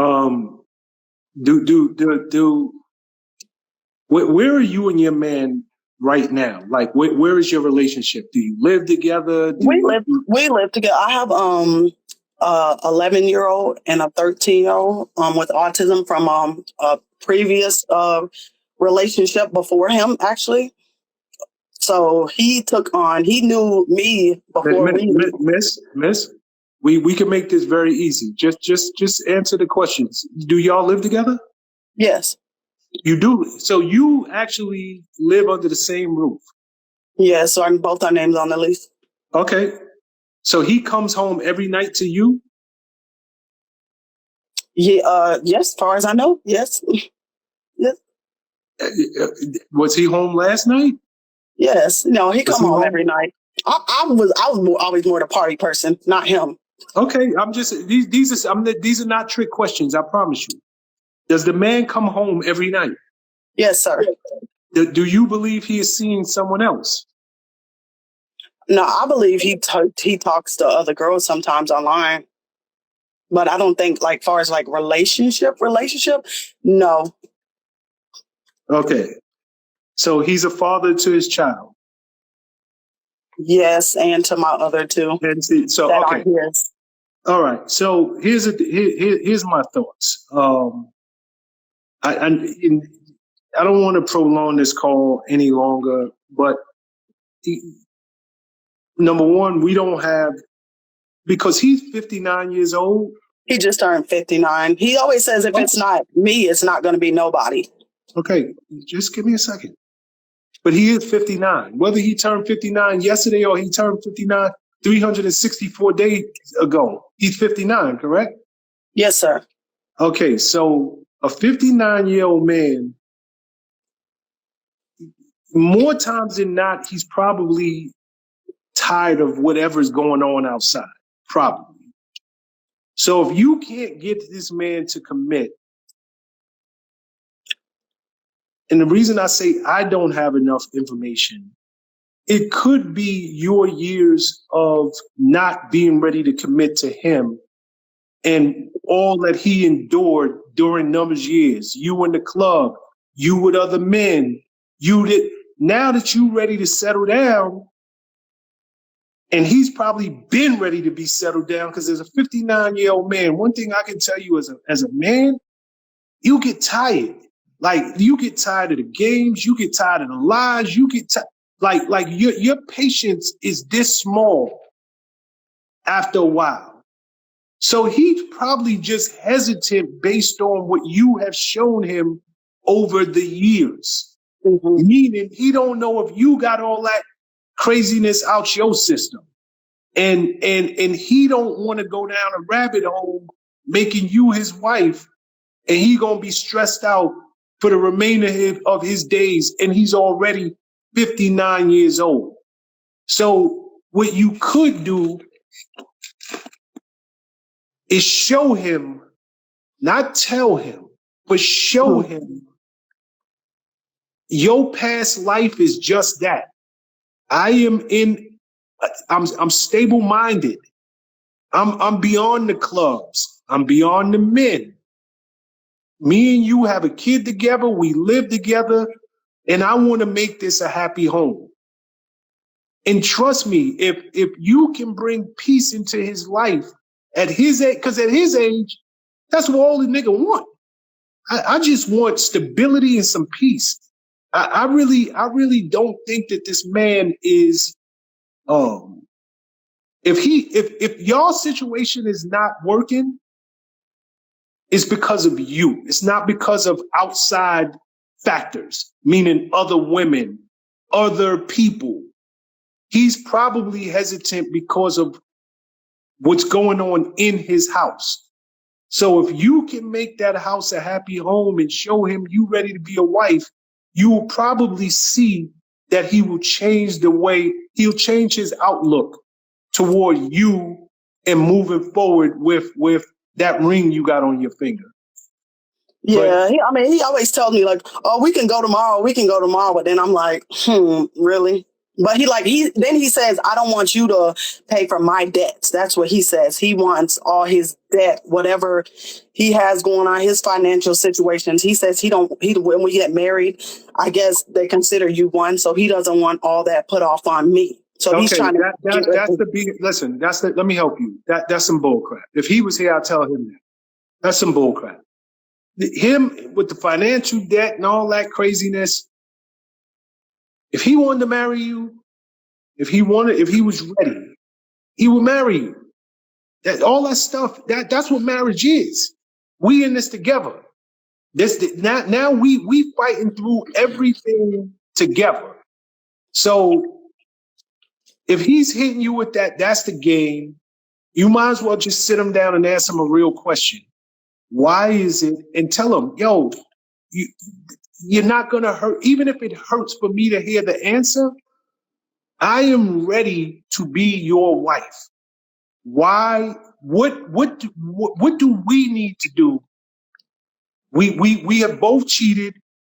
We have both been unfaithful, but we have been together for X amount of years, for 14 years, 13 years. What do we need to do to get this right? And give him a comfortable place to say what it is. And he'll probably tell you, but I can tell you it ain't the finances. Trust me when I tell you that. He ain't worried about putting his bills on you. But, hopefully that helps. And to your first question, you asked, was he too old? I don't care. I don't care if the man is 100. If you still look at him and you're attracted, if y'all still can talk and got things in common, who cares what other people think? It's what nobody got to sleep with him but you. So stop worried about that. All right. Thank you. All right. Hope it works out, girl. All right. Thanks.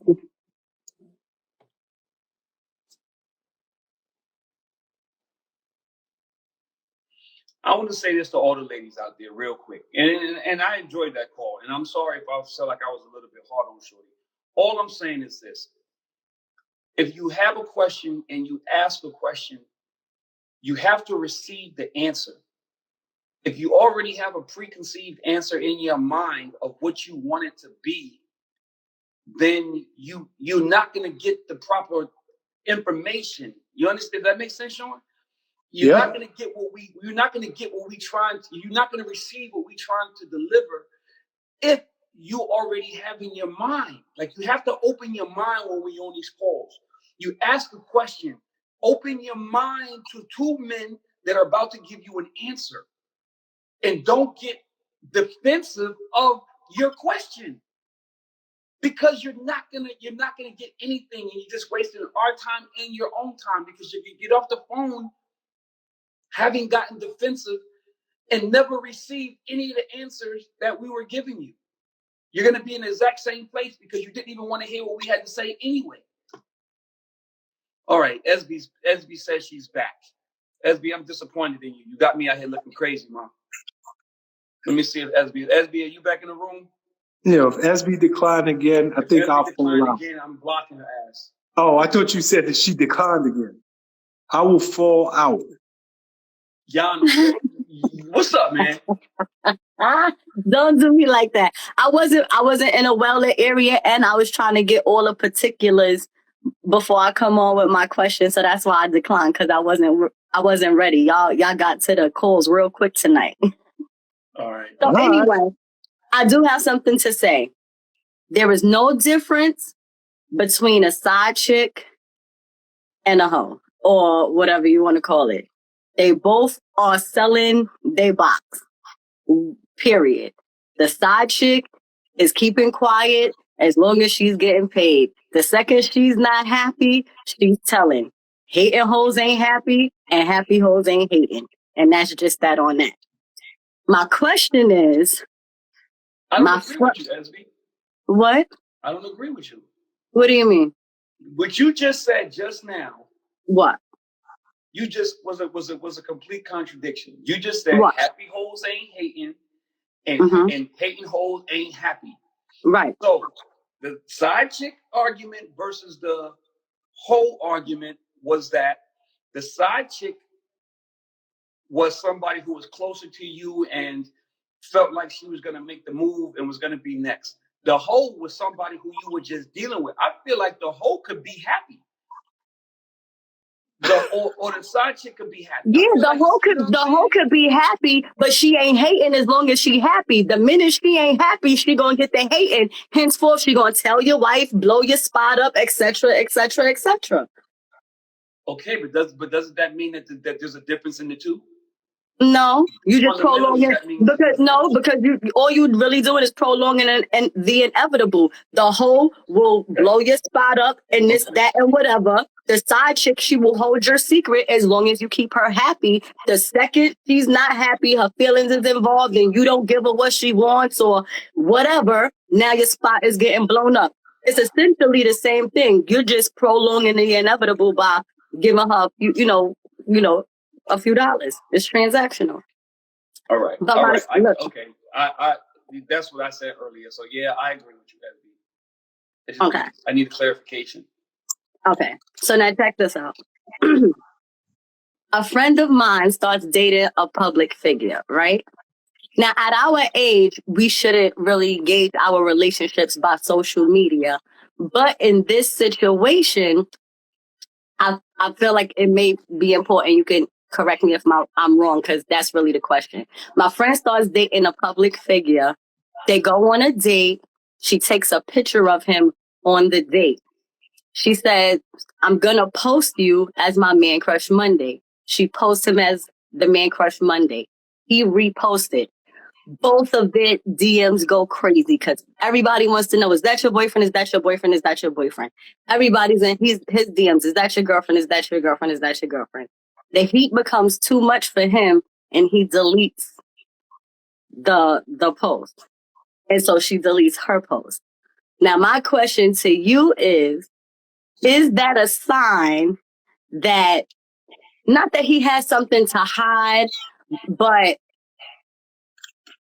the pressure was too much for him and he took it down before the wrong person see it and it really becomes a problem? Like, is that him putting his social media presence in front of her feelings? Is that a sign that their relationship is always going to be a secret and he's never going to be able to publicly claim her because of his position? And like, do you see that being a problem? Is that a red flag? This is a simple fucking answer for me. And I actually, every time that we have these conversations, I wish that this call would come, that exact question would come up. A man will fuck a girl regardless of what she put on her social media. A man who wants to have sex with you and wants to kick it with you is not going to let your Man Crush Monday keep him from doing what he needs to do with you. Mm-hmm. A woman who's more emotional will allow other women to affect how she feels about you. So what I'm saying is, you could post a man and he gonna get in trouble because his women are gonna hit him up, or the girls are gonna hit him up and be like, yo, what the fuck is this about? You could post a man could post, a girl could post a man and the man will get in trouble. A man could post a girl and the man will get in trouble because men fundamentally are not going to call you on that. They might be like, yo, what's up with that Monday shit, that Man Crush Monday shit, but they're not going to leave you and they not gonna not fuck you, a woman will not give you no more box if she's upset about what you posted on social media. It's a no-win situation for a man. That's why if a woman's cheating, women who cheat, men, they could go on forever because all the man want is the fuck. All the man want is the fuck. So a woman who cheating on a man, that shit could go on forever. Nigga, you could post your nigga every day at dinner time and home, and your boyfriend's gonna see it and be like, damn, I guess I can't call her right now. She busy right now. Whereas if it was a woman, that woman is going to call you once you post that man on social media. She's going to be in your phone because she's trying to create havoc in your life. She's trying to get that other woman to know what's going on. She's trying to shut that shit down. A man ain't gonna do that. A man gonna be like, damn, fucked up. That nigga got home first. I guess I gotta call her tomorrow. Women don't think like that. Okay, hold up. Esby, let me speak to Rich. Uh-huh. Rich, I totally understood your second point. I had no clue what you was talking about with the first. So if a man, okay, you're on social media.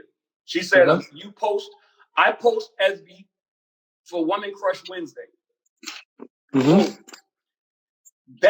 Women are going to be mad and come for me once I do that because I'm giving her more attention than I was giving them.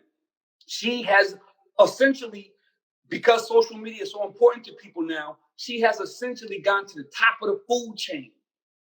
And I have just acknowledged that SB is now at the top of the food chain.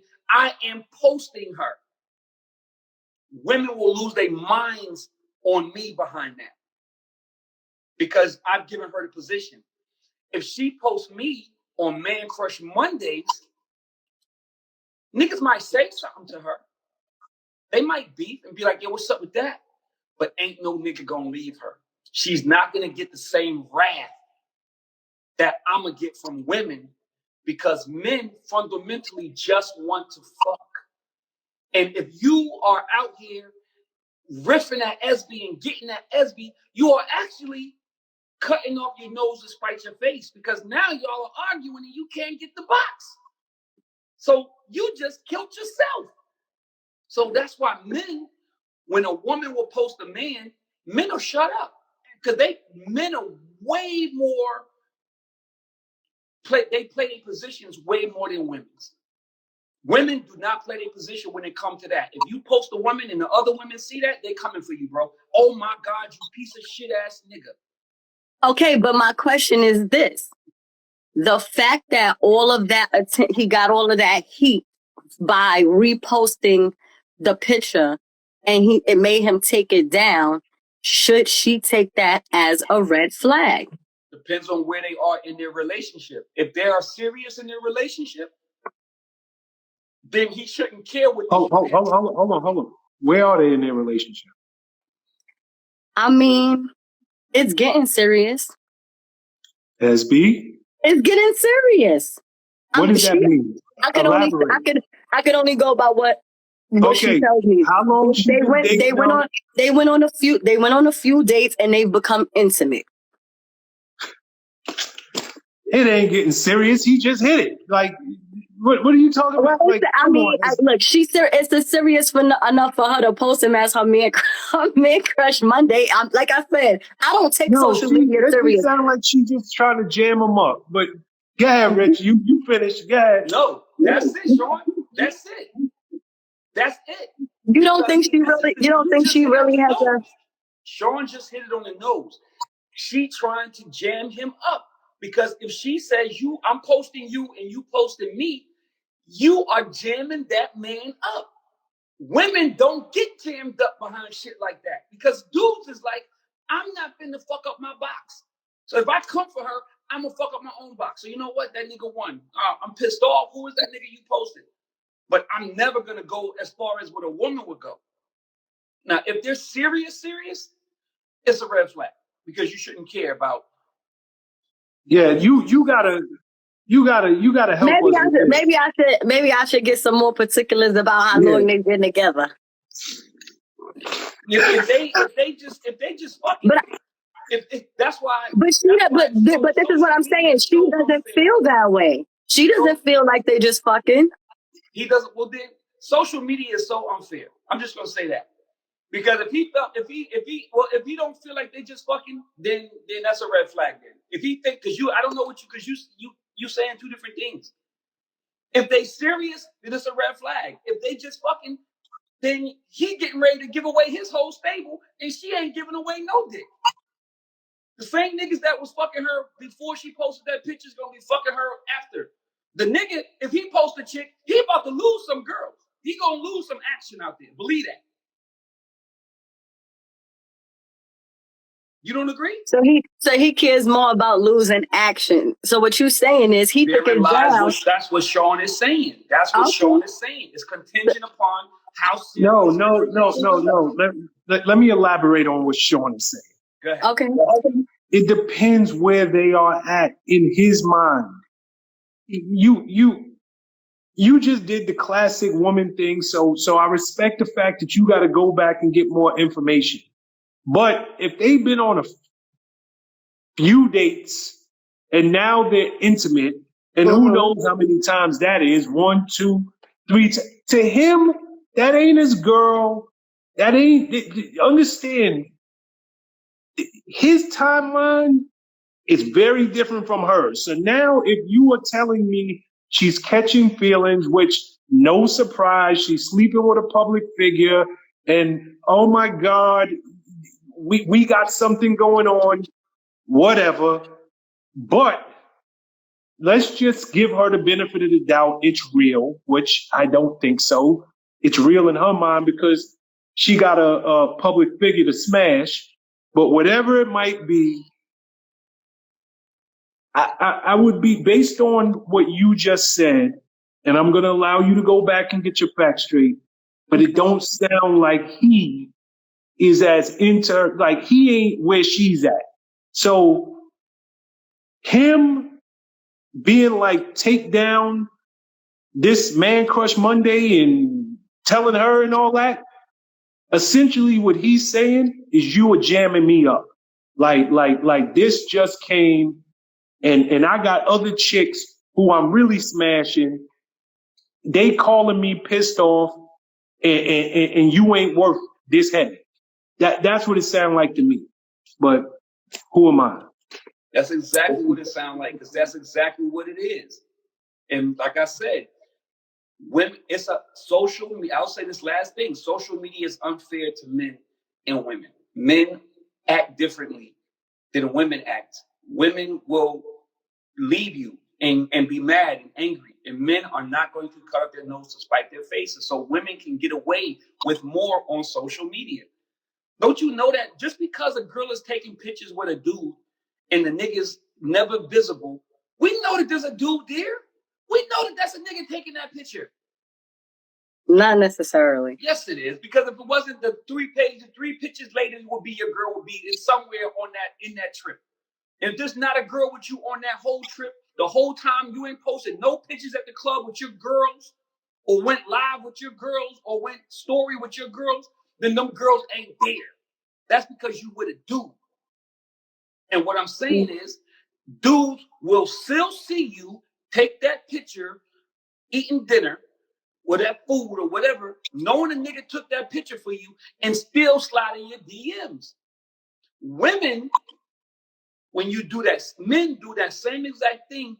Women are ultimately offended by that. And they will not fuck with you because they want to know why they're not the ones on that trip. You're with somebody, there's a trip being had, and I'm at home. So fuck you, nigga, because somebody's having a good time and it ain't fucking me. Niggas is like, I can't wait for you to get home because I gotta smash. So I gotta play my position and chill out while you're gone. Here's the only caveat to this, and I don't know who the public figure is, but if he is just an extremely private person, just if you go through his entire timeline, maybe he don't even have a timeline. He don't do social media. But let's just say that he's active on social media, but you never see him with nobody, and he just likes to keep his private life private.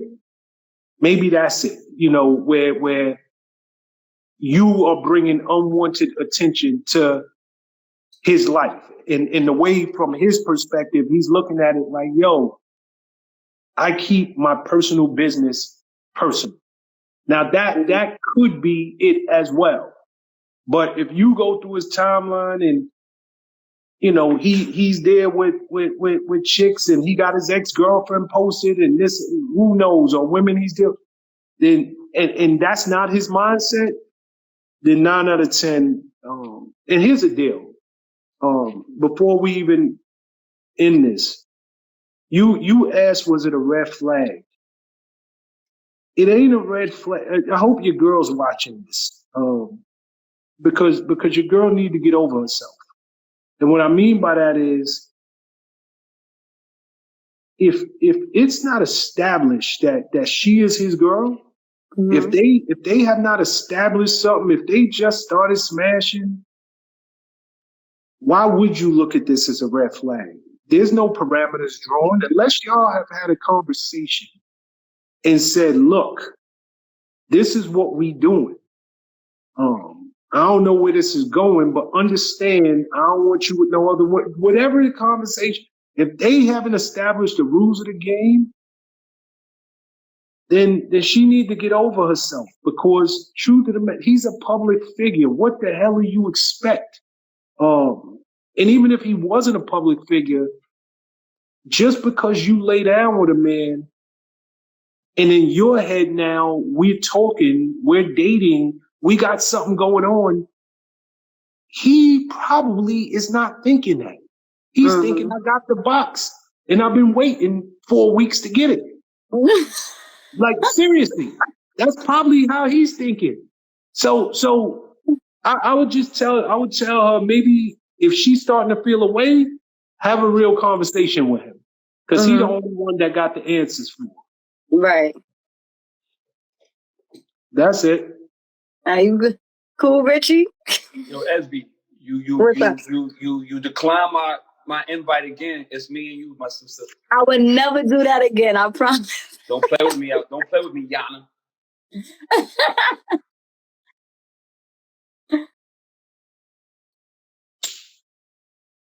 All right. Get that info, SB.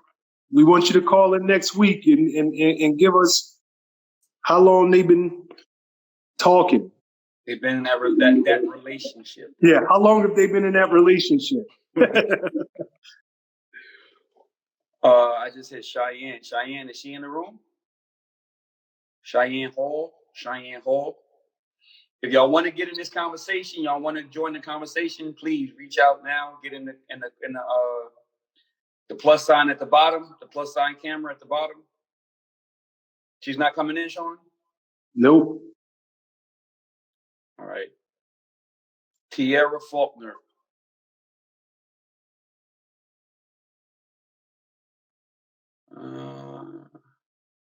Mahogany Black. Mahogany Black, is she in the room?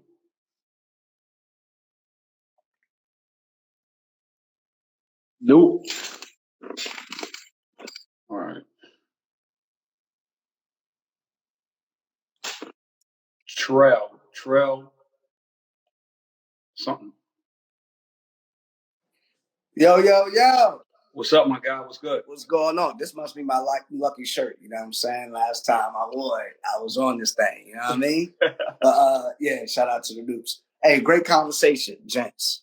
Y'all always do it, man. And great patience with the young lady that was on, too. I mean, superb patience.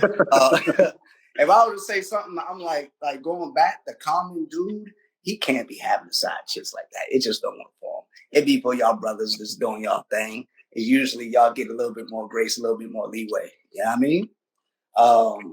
So you don't think regular dudes can have side pieces like that? Why?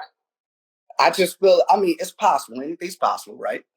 I just think it's way more common for the dudes who got the bread, because they're able to provide the side chick a lifestyle they may not be accustomed to. You know what I'm saying? So with that, you give them more leeway. You know, money talks. You know what I mean? They made a whole movie named Money Talks. We all know this. They make the world go round. And at the end of the day, you get the more bread, You have more access to things. Therefore, women may see that they could come up as well. So they'll be willing to put up with more BS, if you will. Okay. You know what I'm saying? But with that, so my question to you, gents. Saw a video. It was off of Ever First Lady, right? You know what I mean? Michelle Obama. She was up on stage and she was talking about this generation. She said that this generation just seems to be scared to commit. And it's kind of involved with this conversation, committing to that one woman, not even worried about having a mistress, a whole, a side chick, what have you. So I'm like, all right, I agree. It seems like they're scared to just pick a person, choose, ride that out. It's like the grass is always greener instead of just watering your own grass to make your own grass green where it's at. So with it, what do y'all think the social media has an impact on that? You know, you got something going wrong in your situation. Are you running back to your DMs where you got a lot of other women, or back to your DMs where you got a lot of other men who just waiting their turn? And does that cause us not to go through the hard times to commit with somebody? What are y'all thoughts on that? Ooh, that's a good question, Trell. That's a great Tackle question. that first? No, go ahead. If you want, I'll tackle it, but it's Go ahead. You go first. okay. So, Terrell, let me make sure I'm understanding your question. All right. Michelle Obama said this generation is scared to commit. You want to know if social media plays a factor in that, and just overall, do we think that this generation is scared to commit? Did I miss something? Nah, hey, that was spot on, Dub. All right. I think, you know, this is where I sound like an old man. I think this generation has had too much access and too many options from birth. I think it's bigger than social media. And what I mean by that is anybody, you know, I came up in a family where we didn't have options, meaning my mother, whatever she could provide is what we ate. End of story. We got a little older, and for our children, we wanted to do better than the last generation. So we gave, oh, you don't want to eat that, then you eat this. You don't want to do this, then you can do that. It has been options given to them since birth, like the options that the generation prior just didn't have. Mm-hmm. And I think when you are watching this generation go into jobs and will just walk off a job because they didn't start on top. This is not the position I want. So I'd rather not work, not earn an income until I can find a job that I want. I can find a job that I dream of. All of that, it is, to use Rich's word, it's a microcosm of how people go into relationships. It's not that I'm afraid to commit. Whatever they have in their head that a relationship is that they haven't earned yet,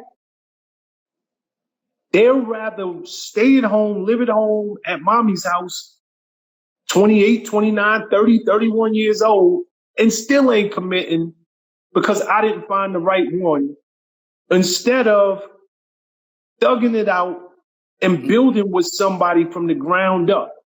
And I just think that it's a bigger picture than relationships. I think in some way we have failed as parents, and I speak as a parent with a grown son. We have failed this generation by giving them so much and making them not feel the brunt of life. And because they haven't felt the brunt of life, they have options. And I think they go into relationships with that same mindset. I got options, even if they really don't. Even if they bring in nothing to the table, like zero to the table. You got people who are going on jobs, don't have the skills, don't have the experience, don't have the know-how, but they think they should be sitting at the head of the table and will literally put in a resignation because it's not the position I want. Well, you didn't earn that position. And it's the same thing when they come into these relationships. So to answer your question, yeah, Michelle Obama has a great point, but I think it's bigger than relationships. I just think that this generation is very entitled. This generation feels as though they are supposed to get something without working for it. And relationships require work from the gate.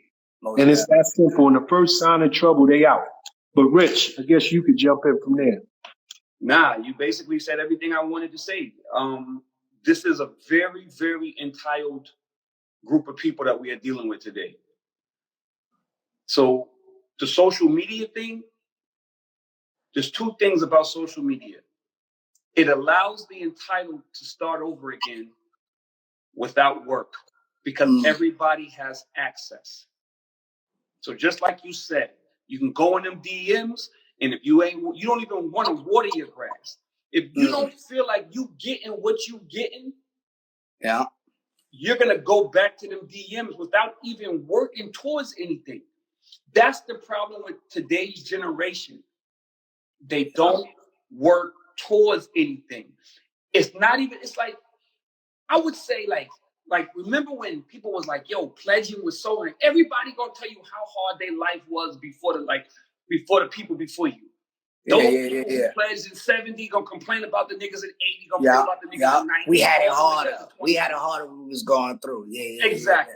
So now, that's the way relationships are.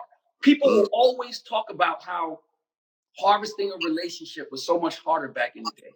But the reality is, people today want instant gratification. They don't want work. Relationships are paper. They're paper. They're paper. They ain't made. They're not made, bro. Talk to them, man. They're not made. These people, they don't want to work. They want to go ahead, and if you don't, oh my God, I tried Kappa and I ain't like it. So now I'm gonna go back in my DMs and I'm gonna try Sigma. And if they make me work hard, then I'm gonna go try Alpha. That's what women are doing now. That's a great analogy. That's what men are doing now. And because you don't get to see them bouncing around, you don't even know that they went to 3 interest meetings. Before you knew. Before you knew. Analogy. And if you went to another interest meeting, nigga, you could never come to mine. And you already know the road is long, rough, and rugged. You know what I'm saying? That's the relationship. It may be long, rough, and rugged, but it's worth it in the end. We got to choose, man. And they don't want to choose. It's too easy. Life is too easy. This relationship thing is too easy. Social media made this shit but we made it easy. We did. We gotta hold ourselves accountable, man. Why you say that, Sean? Because we're blaming it on social media, but social media is just showing us, right? Social media is a mirror of what's going on in the world. But I feel like, you know, and I take accountability for this as a parent. I think, you know, many parents have to look themselves in the mirror and say, yo, where did I come up short? Like, because Rich, many of us could be, my work ethic is second to none. And we have children that don't have this much of our work ethic. You like, yo, is my DNA in you? But it's not even that. It's I have cushioned life for you. I have every step of the way as parents, we've made it easy for our children. And now that they are on their own and they're getting to be in big boy and big girl relationships, they're not used to going through the hard time. When did they struggle? So I almost don't even blame them. I blame us. Real talk. And I hate to put it that way, but it's just what it is. And I think that social media, yes, the grass always looks greener. People can create a life virtually, literally sit in a 1-bedroom studio apartment and create this amazing life, and the whole world think you got it better. And for them, they're good with that. Like I literally have just curated my life on social media, and everybody looks at me like I got it going on. but they're no good in the real world. So I think that this generation is so much, and this is just Sean. I think it's so much bigger than relationships. I think that they got it hard. They're not stepping up to their potential in so many areas of life. You know, and I don't want to sound like the old man to be like my generation versus your generation, but I think it's just truth. They are literally failing themselves, because it's their life. They're failing themselves in so many areas of life because they don't want to put in the work. Simple as that. So if I could end it off with, what advice would you give? It sounds like a discipline thing, you know what I mean? Like we're saying, social media is not a factor, it's on them, but it is a temptation. So to resist temptation comes a little bit of discipline. So what advice would you give a young brother who's coming up and he's able to get attention and things like that? And we're saying committing in a relationship is a good thing. Let's say that we're saying it's a good thing. What advice would you offer him, knowing he is existing in a world with social media? No Rich, you want to start? Yeah, I'll start. This is real quick. No relationship that is easy is worth having.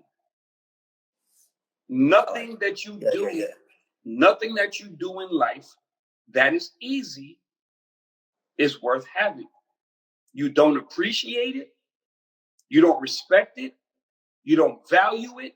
It came to you too easy. And that saying, easy come, easy go, is real. And that's the way men and women treat each other now. Easy come, easy go, because I didn't want to work to do anything with you anyway. Because if I worked to keep this relationship alive, I wouldn't be so willy-nilly about it going away. Come on now. Once you work on some shit, you want to keep it. Once you buy, if you work on that job, you want to be the best. You'll value it more. You value it more. If you pledge, you value it more. You value it more. If you work on your game and you go to the league, that's what they say about niggas in the league. We can take this to sports. The nigga who is God gifted with talent, and he don't work on his game. Come on, and man. He'll never be the greatest of all time because this shit just comes too easy to me. I don't work hard for it. So you know what? The moment I break my leg or I get into some trouble or something happen, I'm ready to throw this shit away. And now I'm spiraling.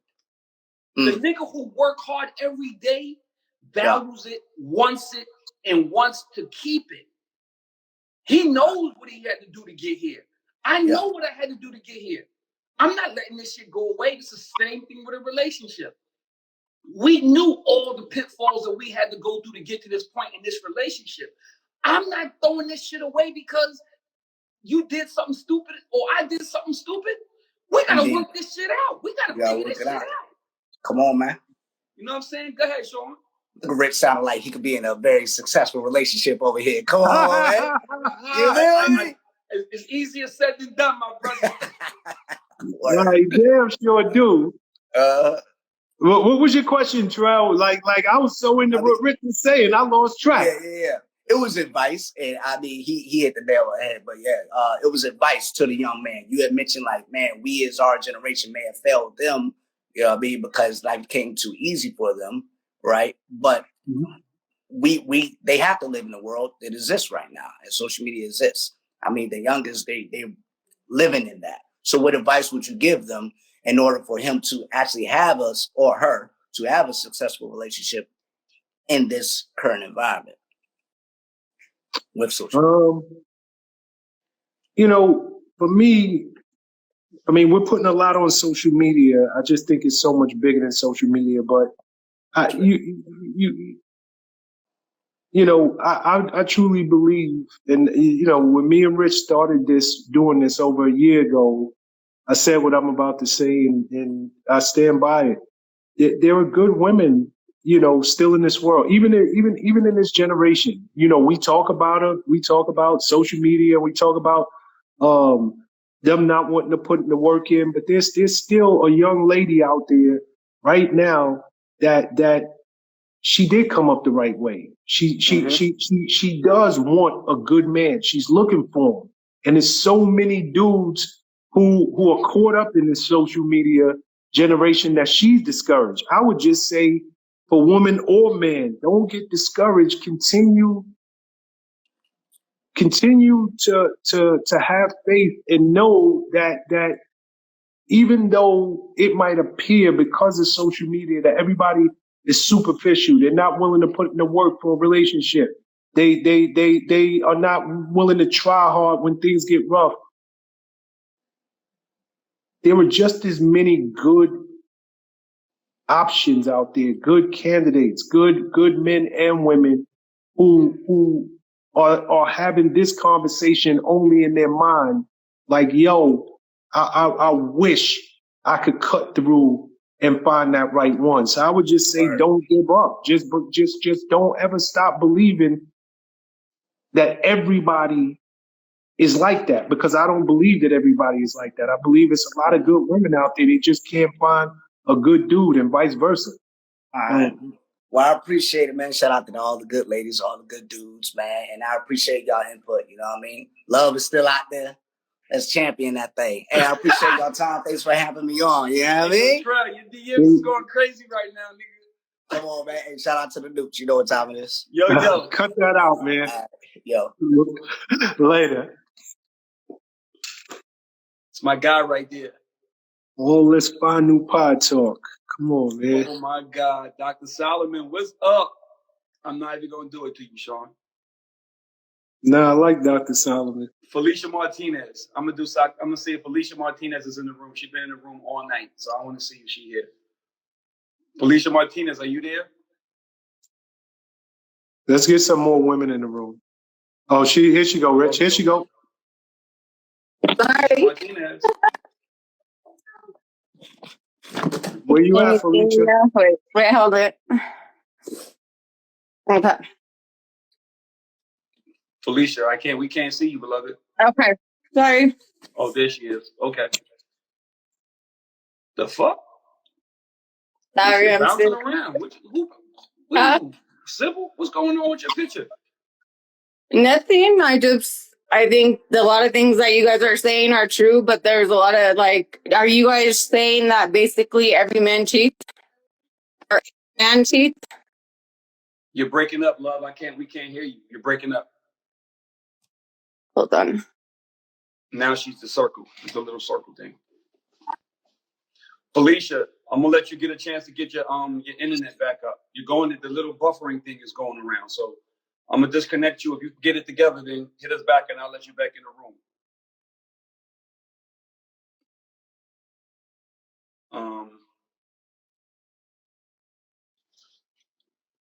Cheyenne Hall, are you there? Not by Felicia. Cheyenne Hall. No, Sean? Nah, nothing. I'll tell you.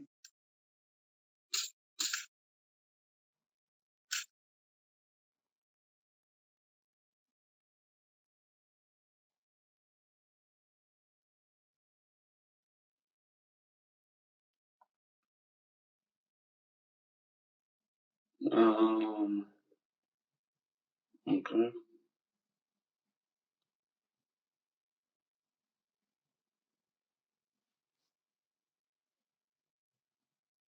Nothing on this side, kid.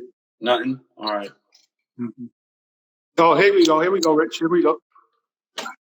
Who we got? What's going on, fellas? Hello.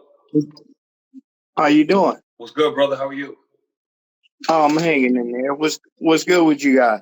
I was listening to some of the topics in terms of, we're talking about relationships, correct?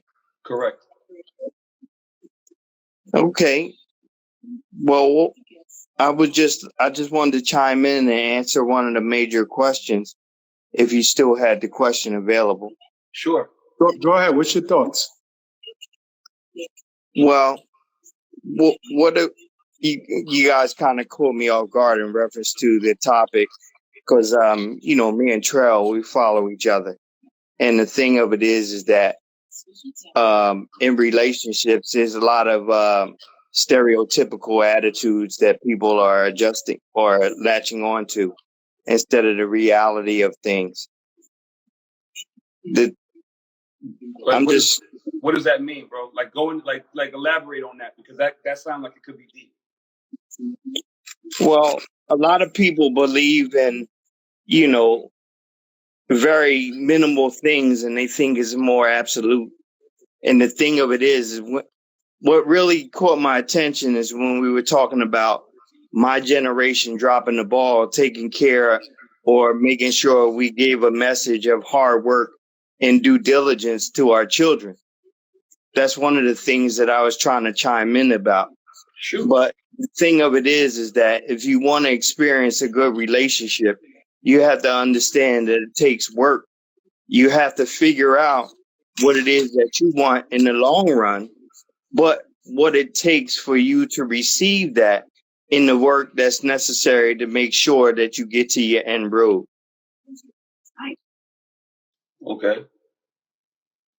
See, the thing is this.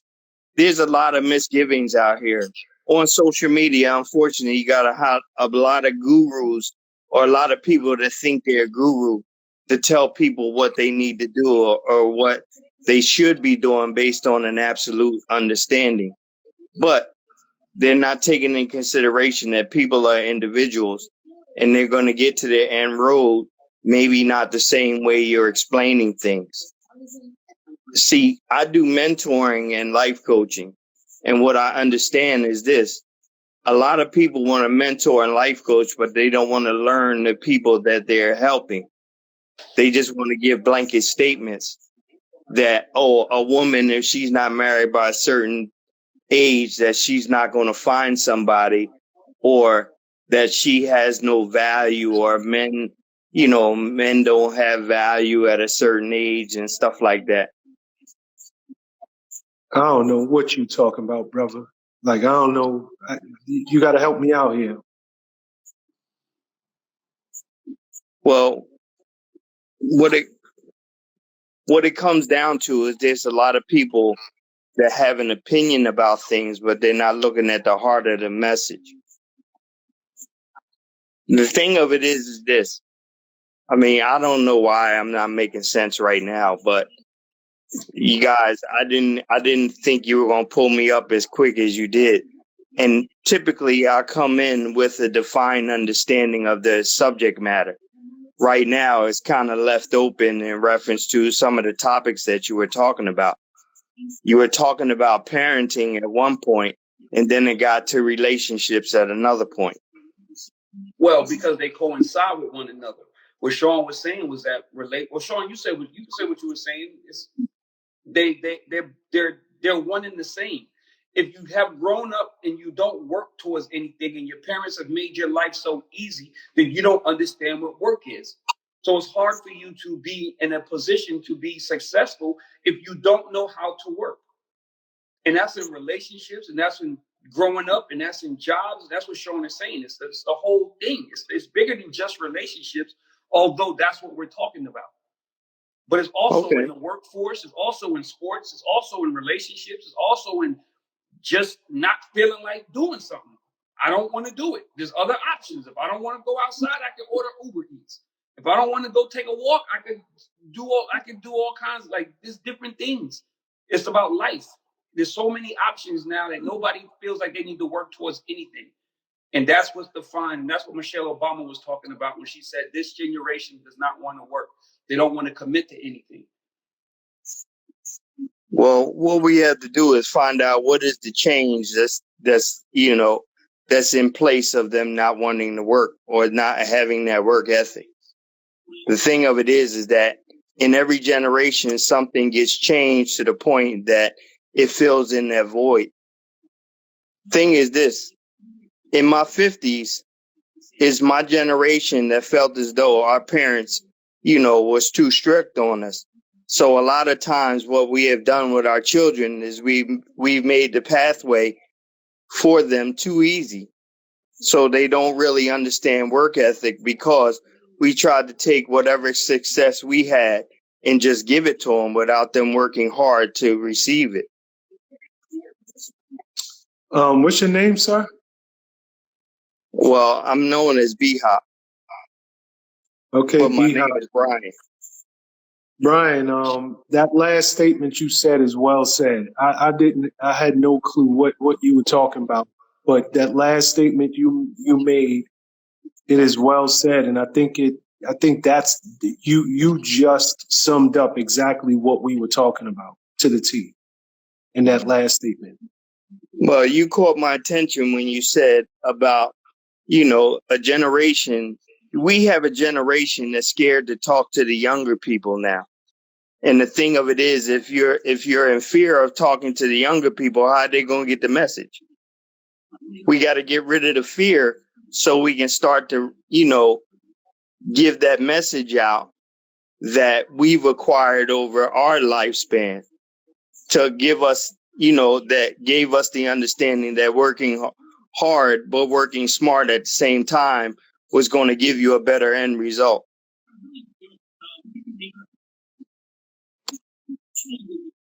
Sean? I mean, I hear you.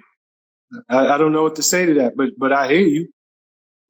I don't know that I necessarily agree with you, B-Hop, but we can continue this conversation next week. I want to get one more in before we close out for the night. Thanks for bringing me up, fellas. All right, brother. Brian, be good, bro. All right. Brian.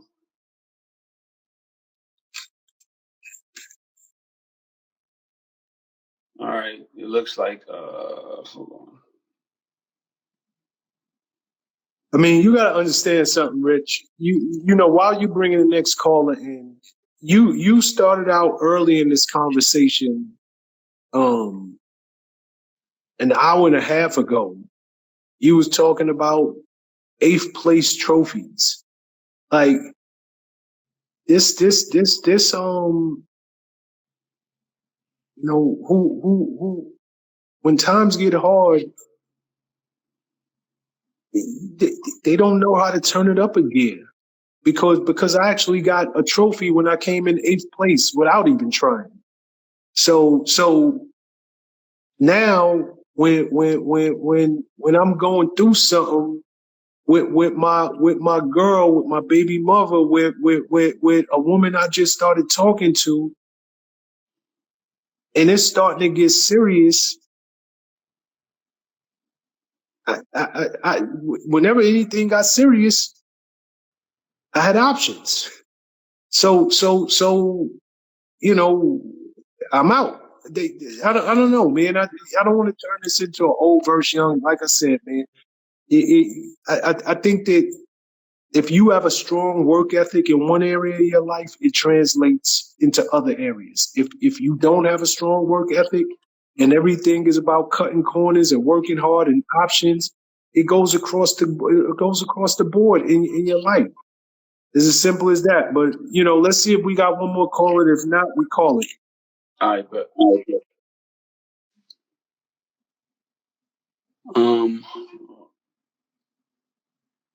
I'll do Cheyenne Hall again. If she don't answer this time, then we out of here.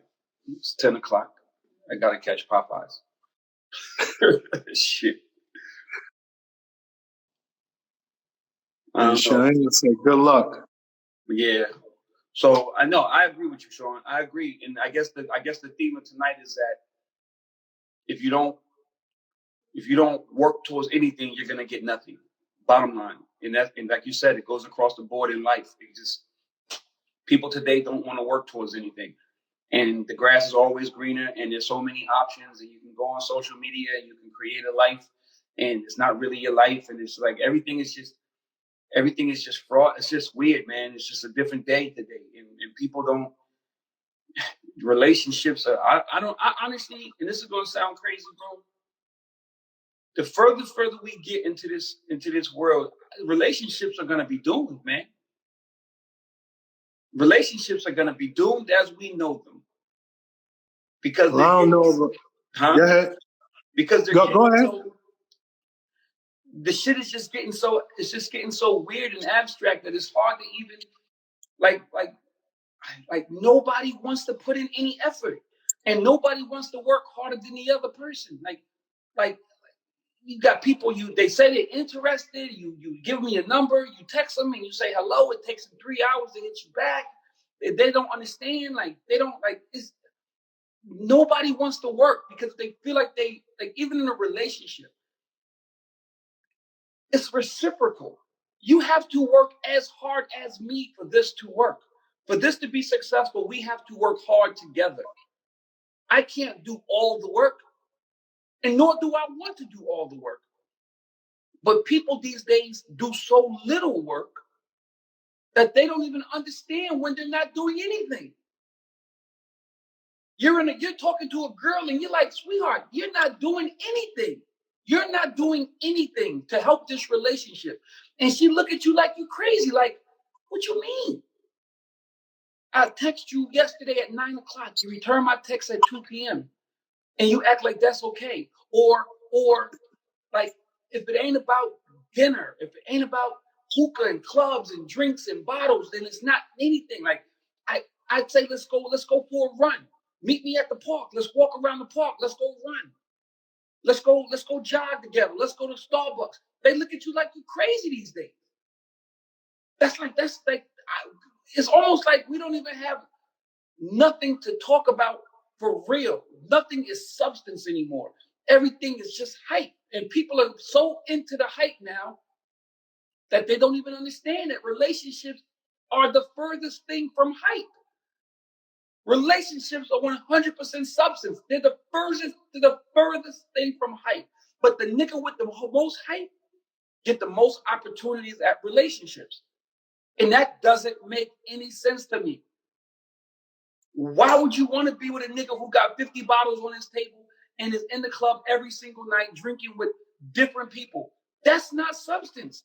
That right there is a telltale sign that this relationship probably is not going to work. Because this nigga is all over the place. Or this girl is all over the place. But the way the kids operate today, they just don't get it. They don't understand hard work. They don't understand substance. And they don't understand it. And the further and further we get from those times, the harder and harder these relationships will be to maintain. It's absolutely right. I agree with you. I can't not agree with you, but I also, I want to say, something we talked about earlier. If you are a card carrying member of AARP or you're old enough to get AARP benefits, you should not be a side piece. So I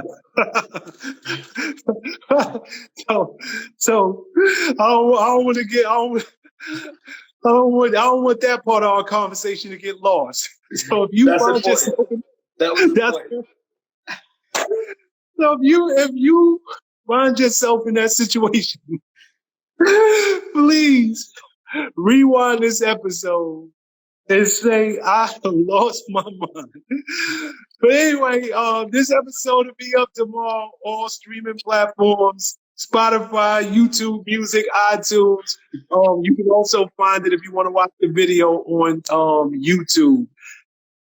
Shout out to everybody who tunes in week over week. Rich Dollar Show and Prez. We are the Boys Club, 7:30 p.m. Eastern Standard Time, 4:30 p.m. Pacific Time. We will see you guys next week. All love. Love, y'all. Now this nigga got me going to bed looking at this old lady hating on the fucking phone. Unbelievable. All right, Sean.